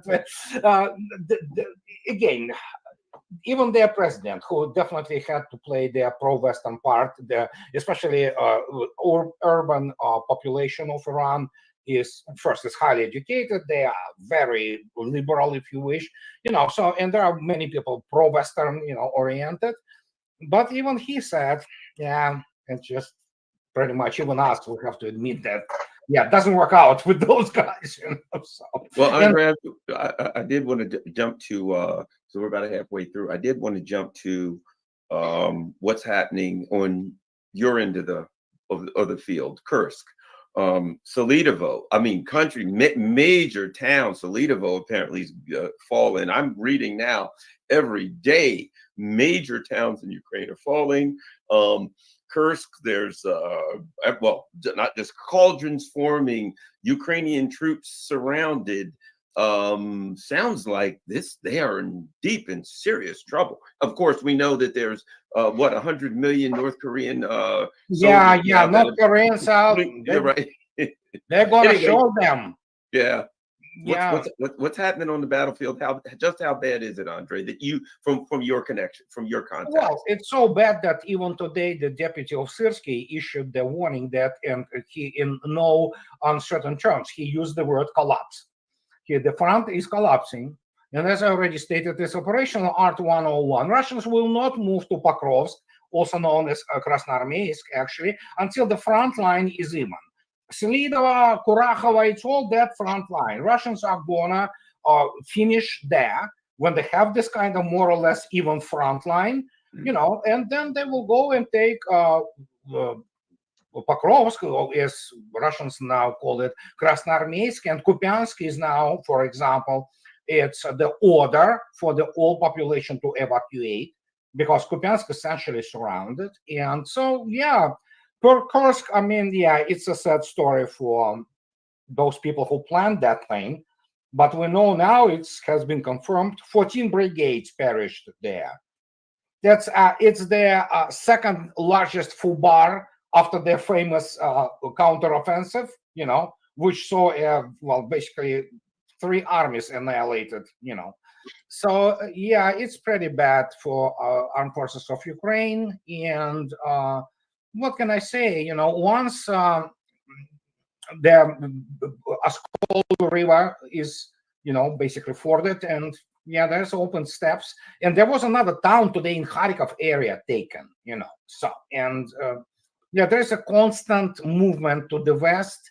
But the question, as I already stated, it's not the problem. If everybody knew, who has any idea about the warfare and modern war, that it was coming one way or another. The issue is, as I already stated, strategic issue with tortures Kremlin. How much Russia have to get, and where should Russia stop, under what political conditions, for if anything remains of Ukraine. That's the dilemma, so to speak, you know, and that's the issue, which is totally political and geopolitical, if you wish, which Kremlin has to, you know, struggle with, because obviously we know that the majority of population of Ukraine, they are not Russophiles. Okay, let me put it this way: there are some people who are sympathetic to Russia, to Russian cause. Some of them maybe even still identify themselves as Russians, but majority of population, they are what they want to live in, whatever the delusion has been created, the political nation of Ukraine. It happened. This nation did happen. It's not pretty. It's pretty freakish, you know, in very many its manifestations. But they are Ukrainians. You know, they don't want to be Russians. And you don't want those 20 or whatever, 18 million people, get them on your balance, and they will still going to be using your benefits and everything, but still they're going to hate you and will be ready to strike you in, you know, stab you in the back whenever it comes down to it. So, and that's the issue which Russia is, and Kremlin, obviously, they are struggling with, or maybe not, maybe they already made their mind up. And so, this is the main issue. As per front, yeah, it's, as was stated many times, Russia has an right now overwhelming fire dominance and escalation dominance. It's not just numbers; it's technologically. There is virtually no air defense left on the part of the armed forces of Ukraine. It was completely suppressed, annihilated, really. So, and yeah, in many respects, like in Kursk, if you watch the videos, it's a Turkish shot primarily right now. Scott, something I did want to ask you about, and I think it's important, and something that you have both, you know, geopolitical and personal family connections to. Georgia. Oh gosh. Georgia on my mind. On my mind, yeah. We see the U.S. is trying to do the usual color revolution crap, but apparently the people in Georgia don't want to go along with it. What in the heck is going on, other than me reading every other day? You know, I guess they're going to send, what's the guy's name, Juan Guaido or something there next. I don't know, that's the only thing they haven't done. What's happening with Georgia? Seems like Georgia Dream is seems to be a clean sweep. The question, I guess, is this: is Georgia still in danger of a U.S.-led overthrow? Are they out of the woods? What are your thoughts on all of that? Well, I mean, there's always a danger of nefarious activity. I will say this: the Georgian government is far more prepared for what's about to happen than the Ukrainian government was in 2014. Yanukovych was taken completely by surprise by what transpired, and he was not prepared at all to deal with the consequences. And to some extent, Russia likewise was taken by surprise by the violence, and gave Yanukovych bad advice on how to deal. The solution to the Maidan in 2014 was decisive violent intervention to kill 100, 200, 300 of these right sector Nazis, to brutally destroy them and crush them, and then take the hit from the EU, but the EU wouldn't be able to do anything because the EU wasn't organized, structured, prepared to respond in this way.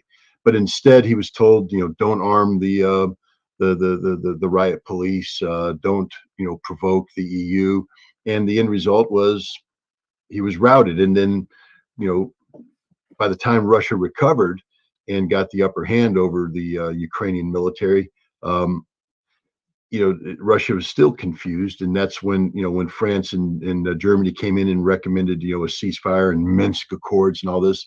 Putin went along with it, and he admits today that's one of the greatest mistakes he ever did.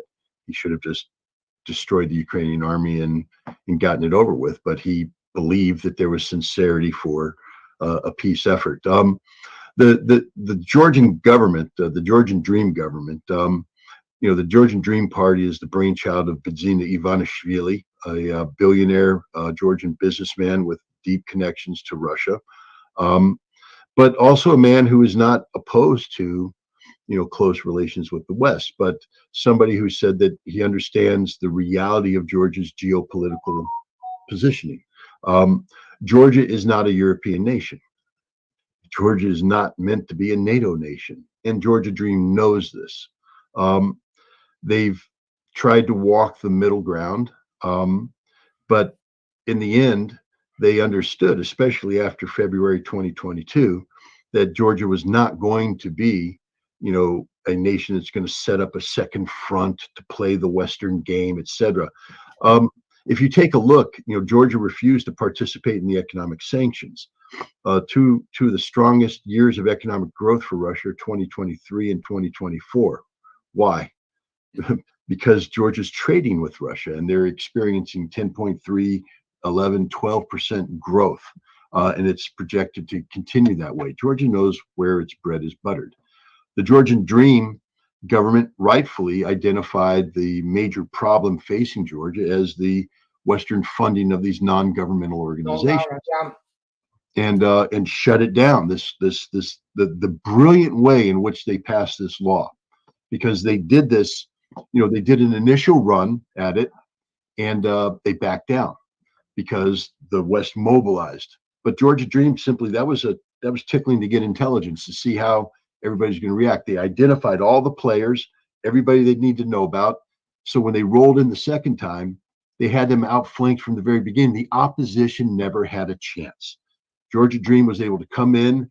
They had the votes. They had the votes counted.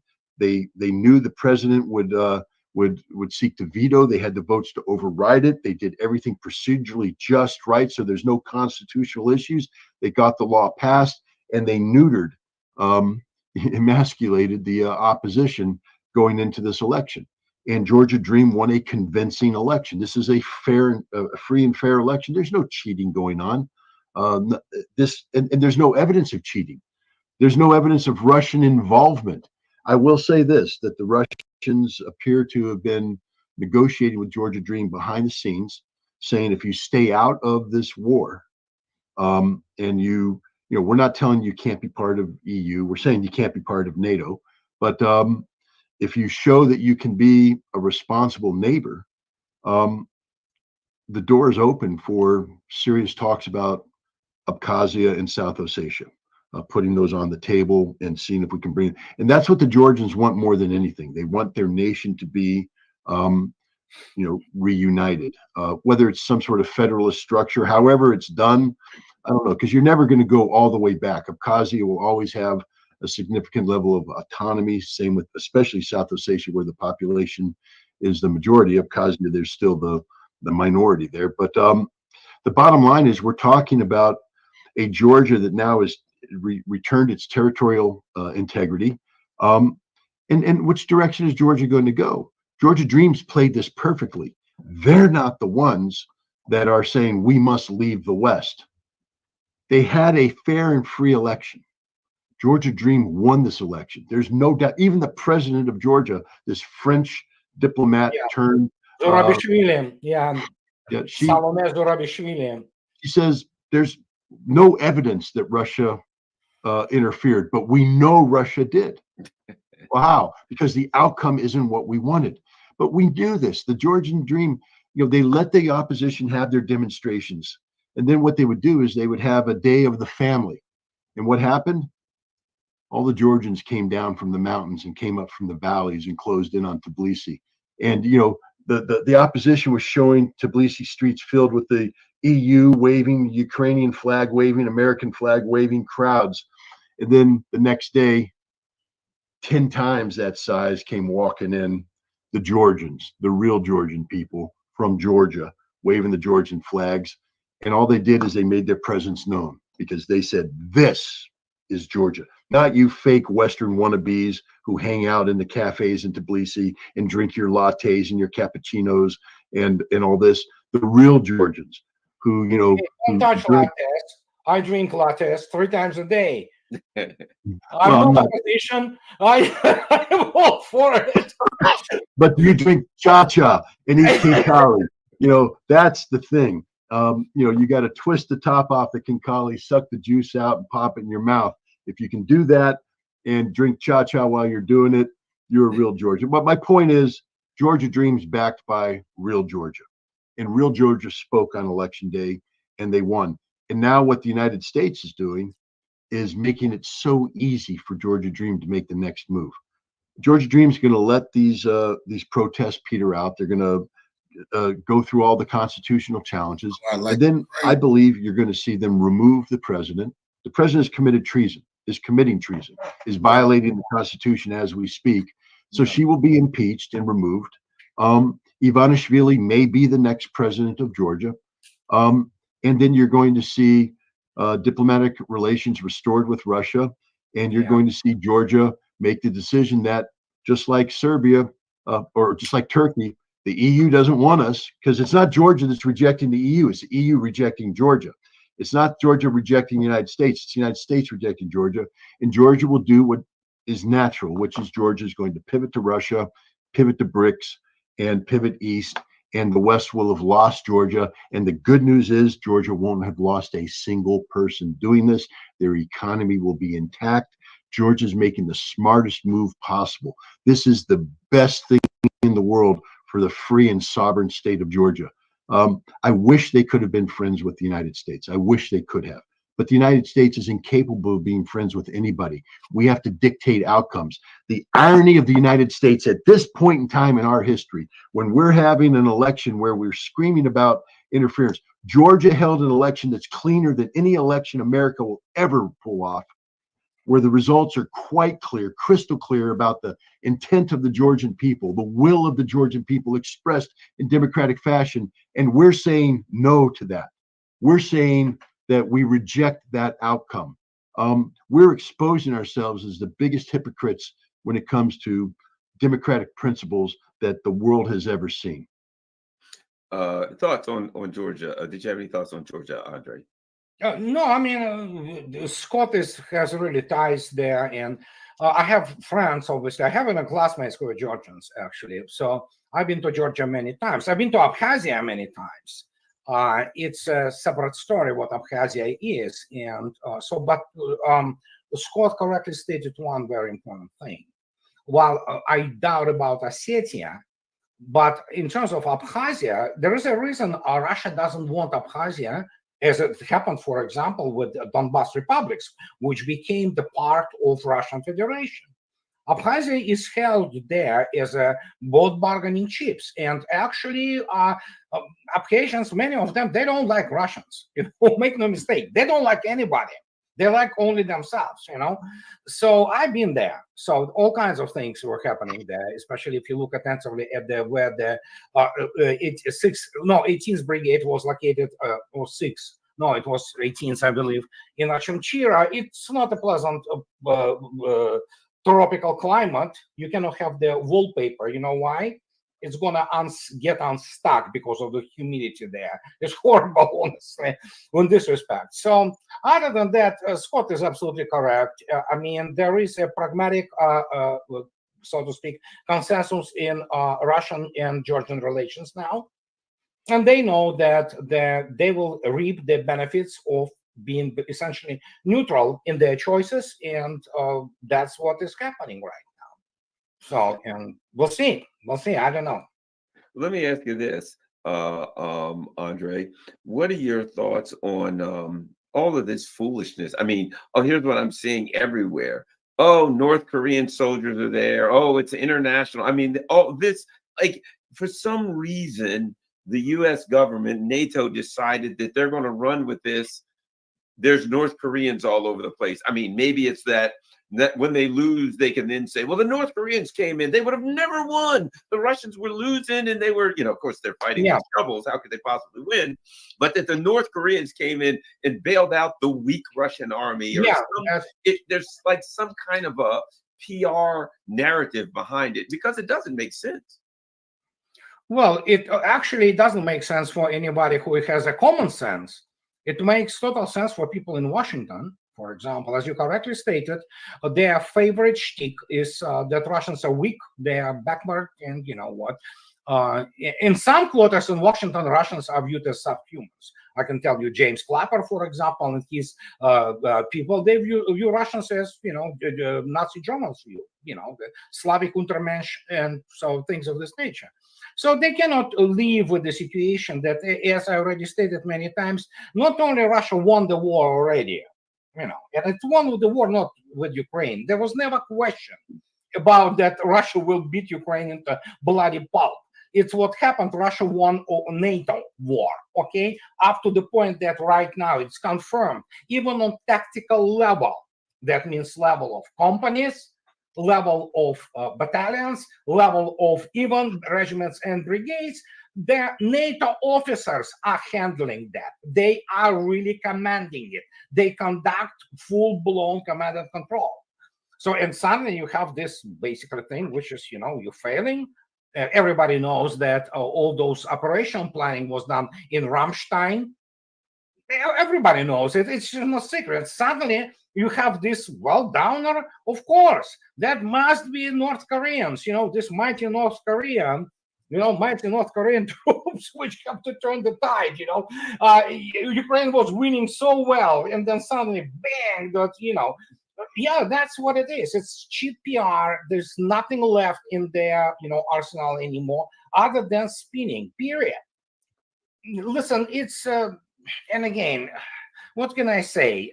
Their Western advisors are being killed actually almost on a daily basis. Just yesterday, there was the visit from Mr. Iskander to one of the facility, and near Kharkov. Well, guess what? Some people were visiting there. That was immediately cordoned off the place of the impact. Special emergency vehicles, and the medical help was there. So that tells you something, and what can I say? It's very, unpleasant. Make no mistake. I know it's very unpleasant to lose. But when you lose that big with the geopolitical global implications and ramifications of all that, of course, what's left? Let's spin things. Dan Sanders, just to give you an example, today, New York Times, and yesterday too, number of pieces, they suddenly recognized the atrocity against civilians in Kursk. Wow, Even the fact that you couldn't have done this even half a year ago, to say that Russian people are being, raped, killed, So, and then suddenly New York Times comes out. It's obviously too late for them to salvage whatever was left of their reputation. But even they admit now that the civilian people have been completely, I mean, it's just all violation of any rules of war, any Geneva Convention, and well, yeah. So, and they associated themselves with these people. These are people, you have the videos of Russian POWs being tortured. That's what they do. I mean, the guys, Russia exchanges in like POWs, you won't believe what they were doing to them. I don't want to say things here, so, but this is absolutely, it's well, it would impress even Gestapo what have been done to those people, It's like from this story, he was fired from Gestapo for cruelty. This is what This is exactly what is happening. And then suddenly they begin to expose it a little bit by a little bit. I mean, that's the people. You created these people. You planned for them. You gave them weapons. You supported this whole idea. And then suddenly you begin to recognize that essentially what happened, and, too late. Too late. And those people, they know the election's coming. We probably know the real, with a great deal of certainty, we can say that Trump leads in polls.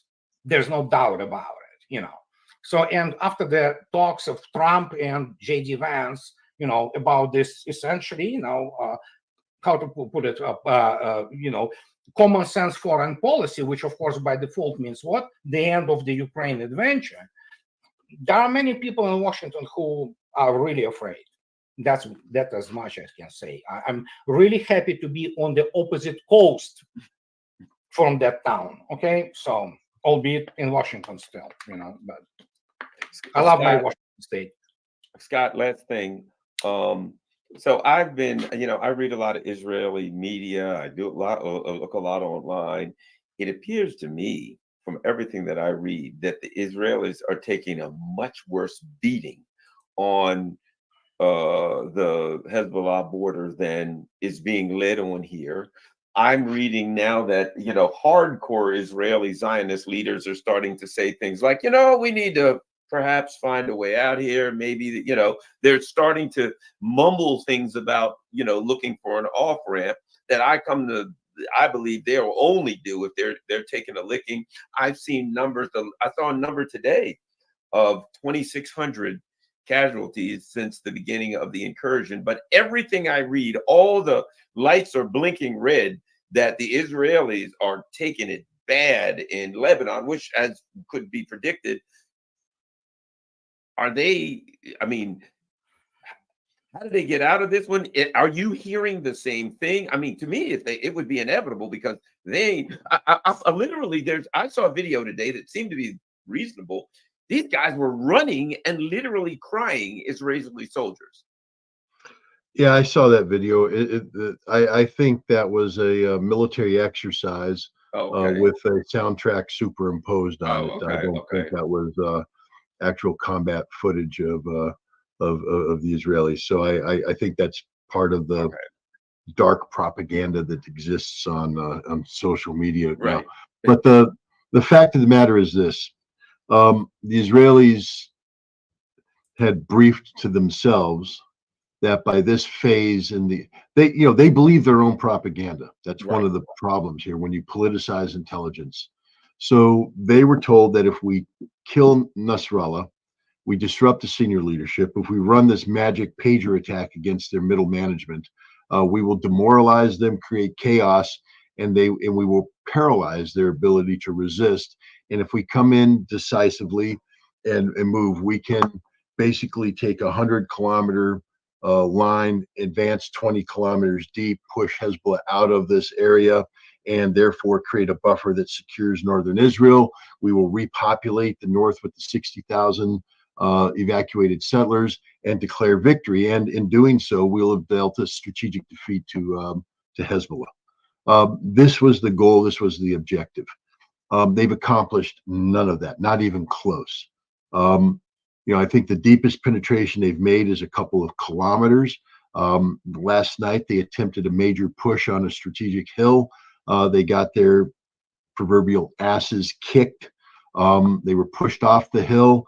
They went into a valley to regroup. That valley was a pre-designated ambush spot where Hezbollah rained death and destruction on them. They had to pull back into areas. They're struggling to get the evacuations out.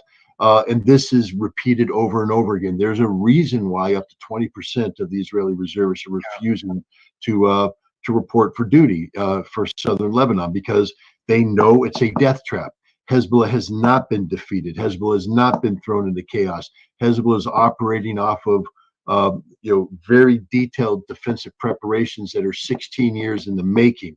Every square inch of southern Lebanon has been mapped out by Hezbollah, and they have pre-designated weaponry already located, ready to rain death and destruction. Now, the Israelis, of course, they get a vote. They've destroyed certain things. Their special forces have gone in and nullified this and nullified that. Good. You get to advance 100 yards. Good job, Israel. Now go advance the next 100 yards. Because now you're going to say, oh, we're on a roll. You move the next 100 yards. You haven't taken out the weapon systems that are zeroed in, and now you're dying. And now you're trying to adjust. And so you move into this wadi thinking that you have cover because that's what the map says. But Hezbollah's looked at the same map from your perspective, saying this is where they're probably going to withdraw. Boom, boom, boom. IEDs go off. More mortars come down. This is the reality. Israel's moved into a hornet's nest, and it's kicking their ass. They are losing casualties like you wouldn't believe. Wounded, huge numbers of wounded. But a large number of dead as well, and including some of their most elite units. The EGOZ unit, EGOZ, was created to fight in this very fight. They're the elite commandos designed to take on Hezbollah in southern Lebanon, and they're getting slaughtered because Hezbollah is 10 times better than they will ever be, because Hezbollah is ready for this. This is the reality. Israel can't touch Hezbollah. Hezbollah is crushing Israel. And mark my words, when this is all said and done, and Israel tries to disengage, Hezbollah will take the fight to northern Israel. And you're going to see Hezbollah occupying Israeli towns, Israeli villages. This is something Hezbollah has promised to do if Israel wants a full-scale war, and Israel's made a mistake. They've strategically engaged Hezbollah. So I wouldn't be surprised, but by the time this is done, there will be significant chunks of Israeli territory under Hezbollah control. Meanwhile, Hezbollah will continue to rain death and destruction down on Israeli settlements, on Haifa. Rather than having 60,000 settlers return to the north, Israel's had to evacuate tens of thousands of additional settlers because life has become unlivable. This is a disaster for Netanyahu, an absolute disaster, and they don't have a solution.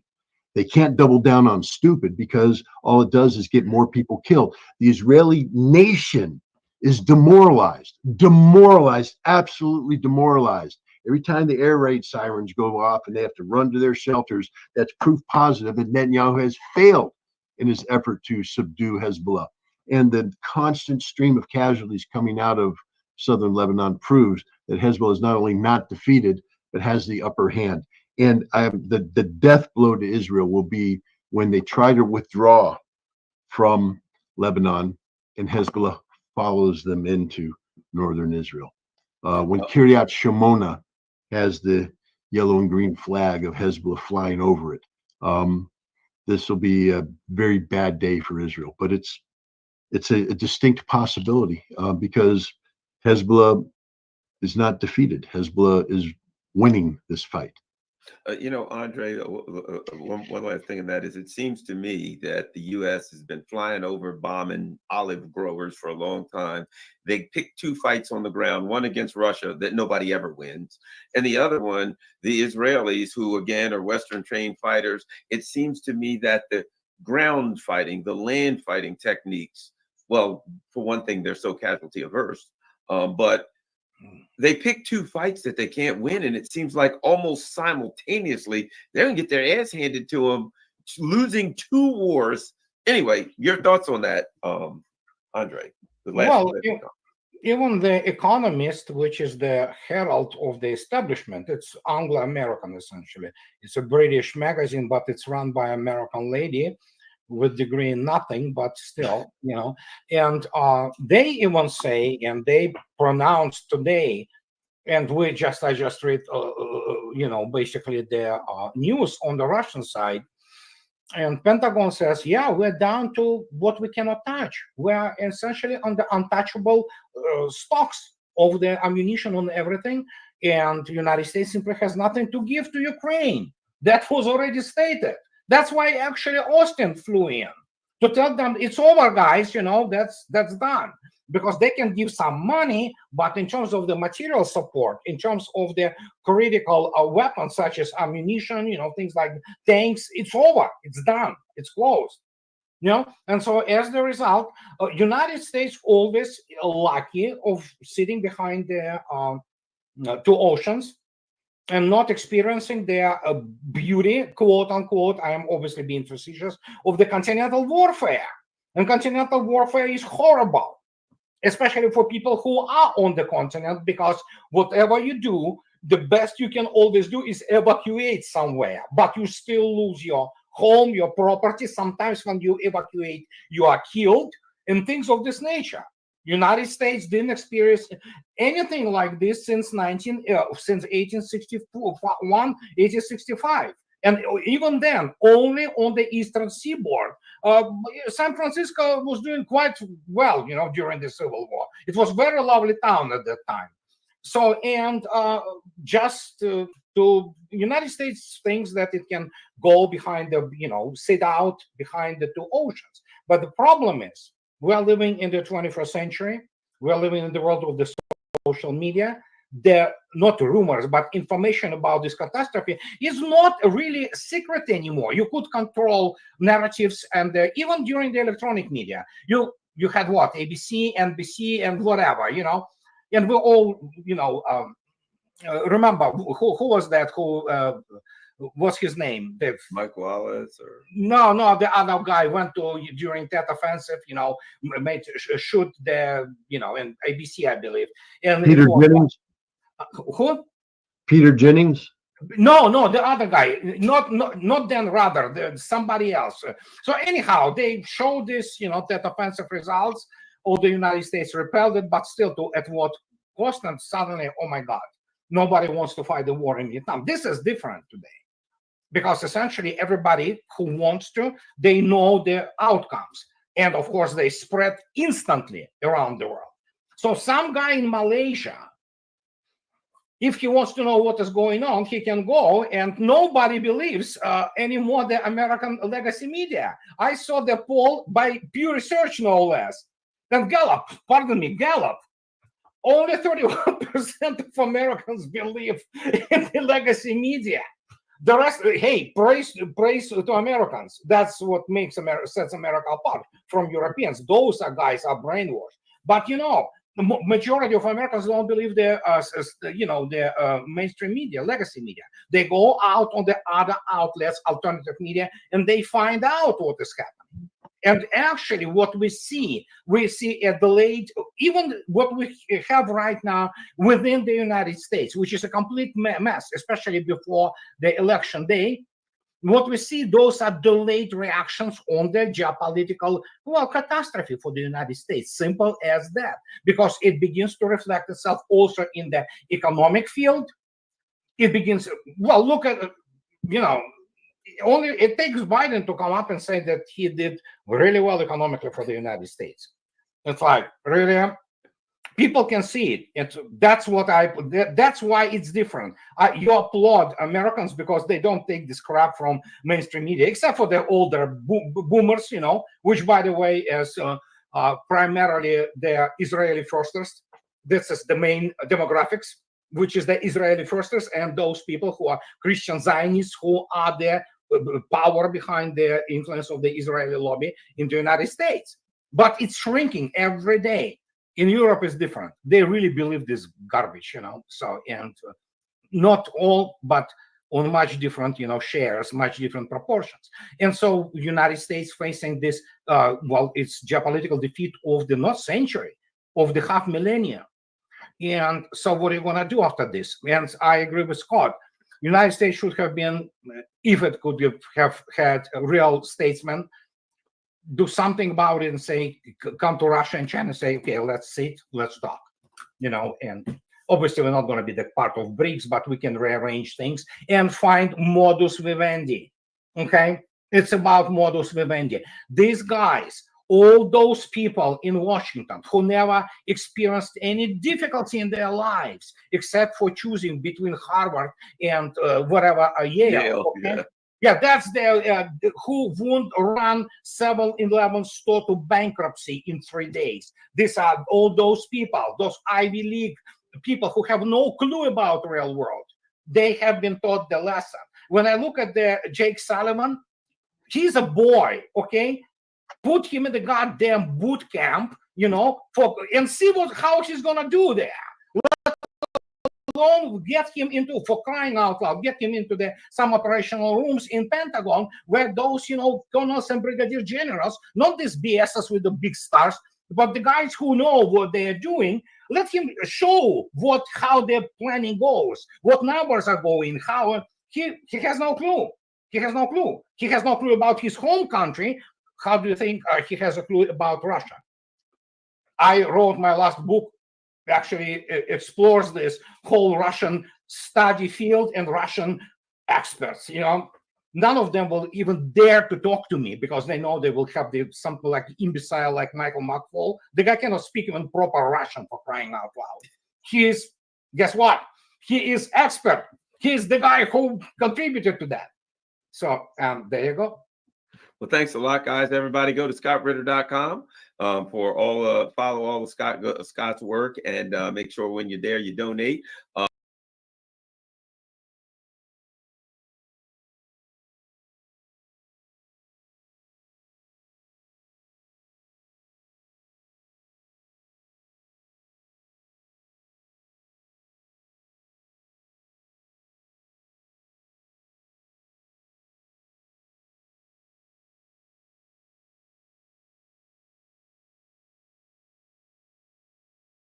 We'll get ready for another color revolution, this time carried out by the United States. The United States is great at these color revolutions where we don't agree with how your people vote. So we go in and then we foment a coup and we throw your country into chaos until we get the way that we want. The U.S. is meddling in the country of Georgia's election now, threatening the former Soviet country with severe consequences if they don't overturn this weekend's election, basically.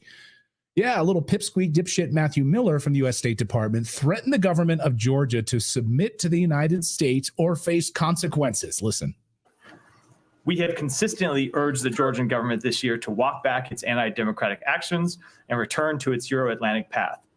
We do not rule out further consequences if the Georgian government's direction does not change. We want to see the process investigated. We've noted the irregularities and the calls from local and international officials to see a full investigation, and we join those calls. Does that mean that you take issue with the results? We are not, but don't have a final assessment. So we don't have a final assessment on the results now. We want to see as they have been characterized. We want to see an investigation by various people, we want to including see non-Georgians. We want to see an investigation take. Oh, Yeah, okay. Who's going to investigate ours? Yeah, exactly. Get the Biden administration. Can we on that. trade, Georgia? You send some people here, we'll send some people there. Right. Can we do a swapsies? Oh, yeah. Get the U.S. State Department to do. Go ahead, Phil. That's such a dick move. It's like that's like me getting all pissed off because somebody 4 houses down to cook something for dinner that I don't agree with.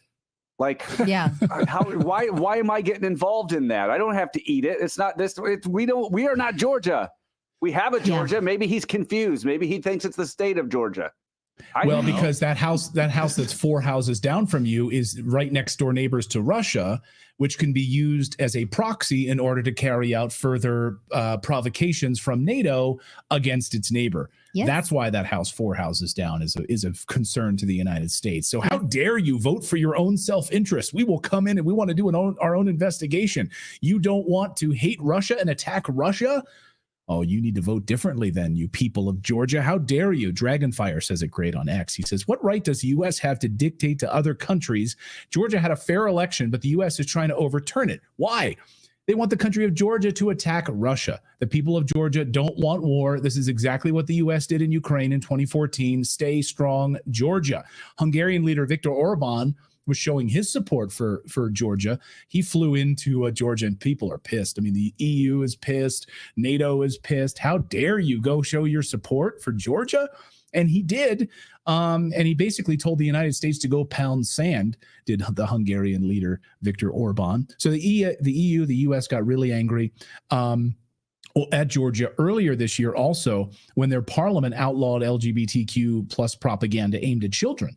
This was a specific thing that the Georgian government did to protect minors in Georgia. How dare you defend children from dangerous transgender sex change agenda, said the United States government. We're pissed about that. The Biden State Department. Georgia also approved laws that allowed NGOs to be labeled foreign agents. Imagine that. You mean non-governmental organizations that peddle influence should be labeled as foreign agents? What a novel idea. Imagine if AIPAC, the Israel lobby in the United States, was labeled that way, as a foreign agent, right? And that would keep Israel out of the pockets of every American politician except for Congressman Thomas Massie. So that's how this works. They didn't like that. Oh, you mean we can't peddle influence and throw money into your election cycle? United States can't throw money, illegal money, through non-governmental organizations, like through U.S. aid? Yes, Samantha Power, sorry. You're a foreign agent and you can't influence our elections. So that's why the United States is pissed off. David Hockley says this is insane. The people of Georgia have a right to self-determination, and they decided they didn't want the EU or NATO. Georgia should consider a defense pact with Brics and Russia to ensure they can defend themselves against any external pressure and aggression. Now, a lot of international investors enjoy investing in Georgia because it's a strong economy right now, right? Because it's a sovereign nation right now, because it's a country at peace. So, once the United States sets its sights on you, you got to make sure that they don't get a country type Epstein. So Georgia did not implode. Georgia did not kill itself. We're going to have to keep an eye on Georgia because they could be the next Lebanon once the United States decides, right? Exactly. You get a Hillary Clinton with an eye on you. Or Victoria Nuland with an eye on you. Exactly. You better watch out. We've seen this before.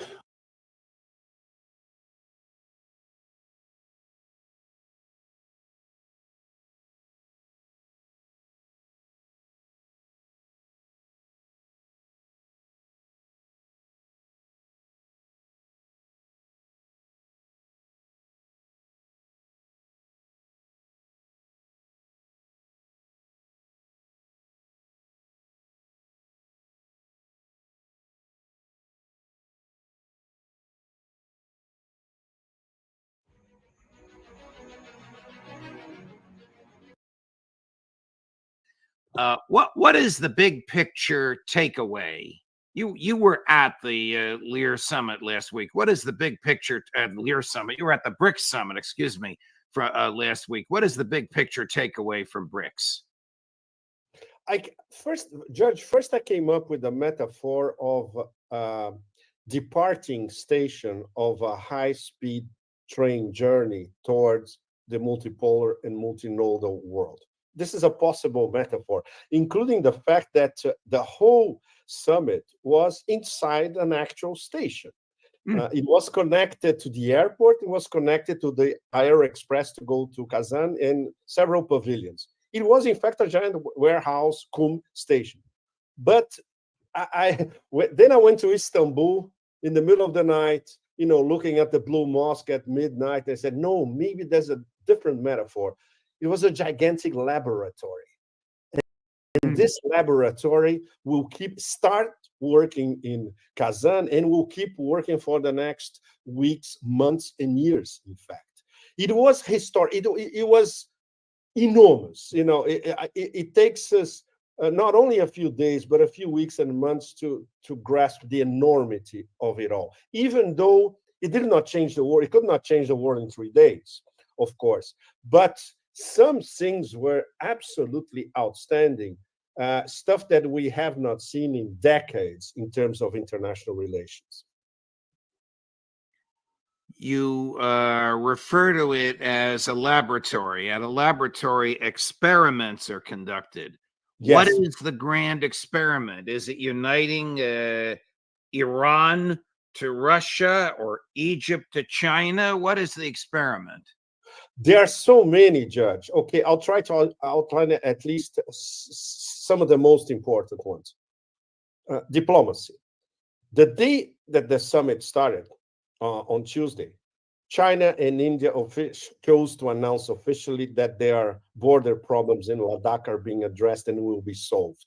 This decision was taken, according to our diplomatic sources, this decision was taken weeks before, but they chose exactly the start of the summit to announce it. And guess who was the privileged mediator? President Putin himself. President Putin is the only leader on the planet who can put Xi and Modi in the same room and say, okay, guys, start talking and solve your problems. This was number one. Number two, Saudi Arabia didn't go, but they sent their foreign minister because the Saudi situation is extremely complicated. And Putin himself, during his press conference, said, Saudi Arabia, we are talking at the highest level, but he didn't say if they're in, out, or over the wall. They are over the wall. They will make a decision probably after the American election. What does over the wall mean? They are not totally is Saudi Arabia in BRICS or not, or is it in some neutral? Exactly. They are not. They are not totally. They are not out, but they are not totally in, because, for instance, all these very tricky decisions and debates with BRICS working groups and the BRICS Business Council throughout the past few months. For instance, the Saudis were not there, most of them, for instance. So they were not at the deciding end of BRICS deliberations. They may be starting next year. The other thing, diplomatically, the list of BRICS partners, the 13 BRICS partners, this was a strategic masterpiece, in fact, announced the second day of the summit. It includes 4 Southeast Asian powerhouses, including 2 Muslim ones, Malaysia and Indonesia, and also Thailand and Vietnam as well. 2 Central Asian powerhouses, Kazakhstan and Uzbekistan, the most important Central Asian stands. 3 Africans, 2 Latin Americans, and Turkey. So you see that the lens of Islam are ultra represented among the partners, as they also are among the BRICS 9, in fact.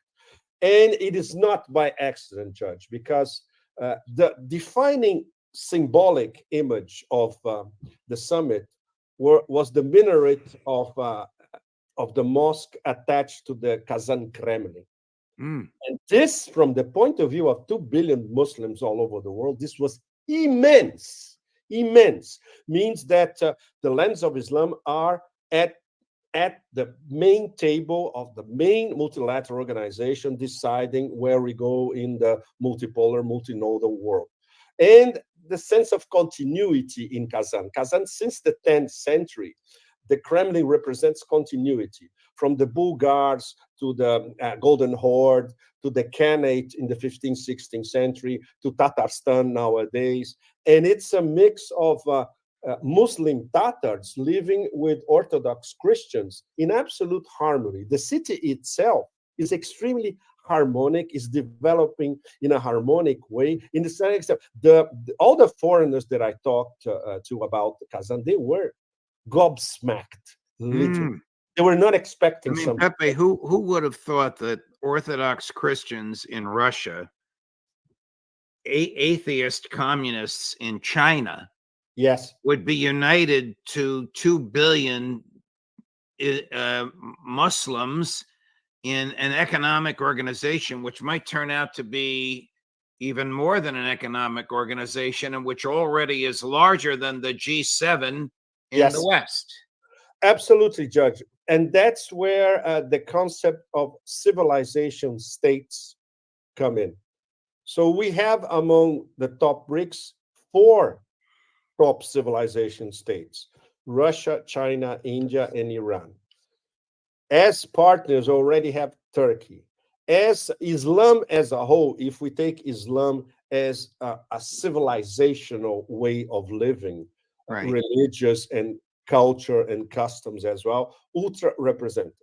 Africa, the representation of Africa with 3 extra members as partners. We can speak in terms of African civilization as a whole as well. Are So- there different levels of membership in BRICS? For the moment, only 2, Judge. The 9 full members, Saudi Arabia, which has to decide if it is a full member, and the 13 partners. But there's also everybody who's interested in becoming first partner and then full member. And then it's over 30 and soon reaching 40. What is Iran as we speak? A partner or a full member? Full member, because Iran became a full member with the batch that was the first batch of BRICS expansion. Iran, Emirates, Ethiopia, Egypt, and of course Saudi Arabia. That's extremely tricky situation. Argentina was also invited, and Argentina declined, considering now that they are an American colony run by the Argentinian chainsaw massacre. in your piece that you wrote as you were leaving or right after you left Kazan, which was your column in Sputnik, there was a very intriguing diagram in there. I don't know if you put it in or the editors put it in, of currency, which looked like it could be or was foreshadowing some uniform currency. Do you think that BRICS will do the same thing that the EU did and have a uniform currency, or are they not yet at that level? Very far away of that level, Judge. Before BRICS, I had an excellent conversation with arguably Brazil's top economist, Paulo Nogueira Batista Jr., who used to be at the IMF, and he was the vice president of the NDB, the BRICS Bank in Shanghai, and he should ideally be one of the top advisors of the NDB. And Paulo told me, look, the key issue in all that is to strive to get a new global reserve currency, But we are at least 6, 7, 8 years away from that. So that reserve currency would have to be one that does not exist right now, correct? Exactly. You're absolutely right. It will be based on a basket of currencies. So what the BRICS are doing first, and that's where the lab metaphor comes in. There are several experiments that they're going to be starting, in fact, as we speak, next week or so. BRICS Pay, BRICS Bridge, the unit system, which was conceptualized essentially by 2 Russians and a Chinese guy. Alternative payment systems, some of them blockchain, some of them based on gold and currencies of the BRICS countries. And all that will be, let's say, different tracks of different high-speed rail journeys converging to the same point, which will be in the future, an alternative reserve currency. But we are very far away from that. And the fact that I had the chance this year, for instance, to follow many of the deliberations and the roundtables of working groups and the BRICS Business Council as well in Moscow, you can see how enormously difficult already was for all those Sherpas, first of all, to get consensus among the 9. Extremely difficult. And now it's going to be the 9. Anyway, they have to think about the 13 as well, because this 13 will have, we want an opinion about this as well. But the Russian Ministry of Finance is very serious on starting the system they call BRICS Bridge, which is based on the M Bridge that already exists. Bank of International Settlements, European Central Bank, IMF, they are involved. It's the famous example of the Thais buying oil from the Emirates and paying with M-Bridge instead of using their currency. This could be done all across BRICS nations and starting soon. And BRICS Pay, which is that famous mini card that they presented the test run 1 week before the summit in Moscow, where you can use BRICS Pay to buy your cappuccino. But obviously, companies are thinking about it. Why not use this to settle? Like for instance, can you imagine an Indian company buying loads of oil from Russia? Instead of using rupees, they use Brics Pay. And What would happen if I used Brics Pay? Where would the money come from or go to? We still don't know. Because it's a lab, Judge. So I tried to get 1 minute concise explanation about Brics Bridge from Moscow to Kazan, and it was impossible. All right. And I talked to a lot of Sherpas. Absolutely impossible. And nobody is Turkey a member of Brics? Turkey is a partner now. Very, very important. And extremely important. Erdogan spent only a few hours in Kazan because there was that terrorist attack near Ankara last week. So he spent a little over 12 hours, if I'm not mistaken. But for the first time, we could see that he was visibly excited by the whole thing. Not only by meeting Putin, Xi, and Modi in person, very, very important. So he was basically selling Turkey to these top three BRICS. But he was at, I would rate it as the most significant event graphically for the whole planet, which was the BRICS outreach session, where we had Putin, that enormous round table, Putin presiding. He opened with a very short speech. Then he opened the floor to everybody, and everybody, 35 nations plus the UN Secretary General. This was enormous, and everybody with equal time, speaking their original languages. It was quite a sight, in fact, quite a sight. And some of the speeches were more accommodating towards the, I wouldn't say rules-based international order, but at least that the order that we have to live in, the Bretton Woods order. And some were extremely critical. Palestine, Mahmoud Abbas had a theory speech. Nicolas Maduro told Guterres in his face, and Guterres was shrinking, what is the UN doing when you have a genocide in front of the planet 24/7? So and this was amazing. It lasted 3.5 hours, 3 hours, 25 minutes. And I would suggest somebody to do a super edit of the session, like 10 minutes, TikTok style, so everybody can see it, and TikTok young audiences can see it. It's amazing because it's the new world based on the global majority emerging in front of you. Do you think that Turkey will become a full member and then leave NATO?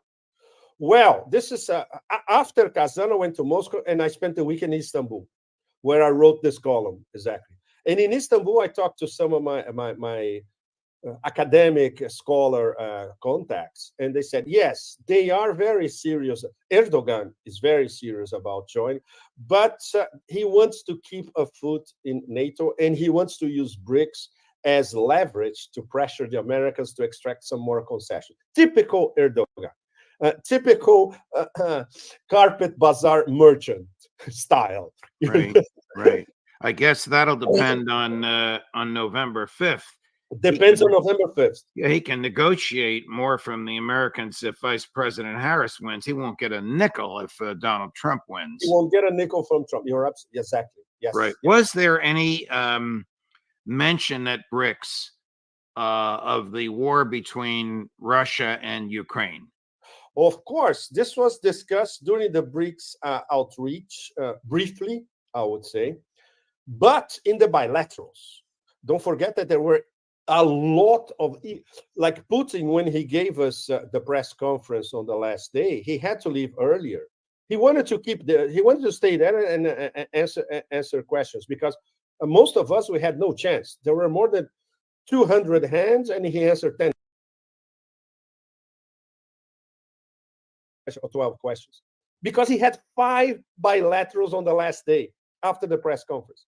So he had at least 17 or 18 bilaterals. And obviously, a key theme in all of them was the war in Ukraine, which is something that he discusses in detail with, I would say, the other three top BRICS: China, India, and Iran, of course.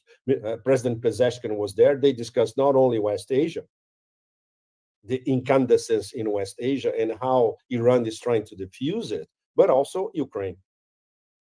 Well, if President Pezeshkian was there, and Iran is now a full member, and Russia and Iran are very close to, as I understand it, correct me if I'm wrong, but have not yet actually signed that defensive agreement. In the next few days, Judge. Wow. Was Israel, Gaza, Israel, Iran discussed at Brics?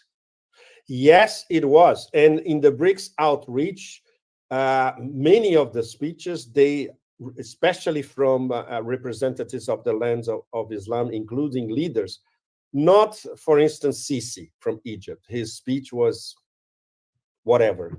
But many of them, they made the connection.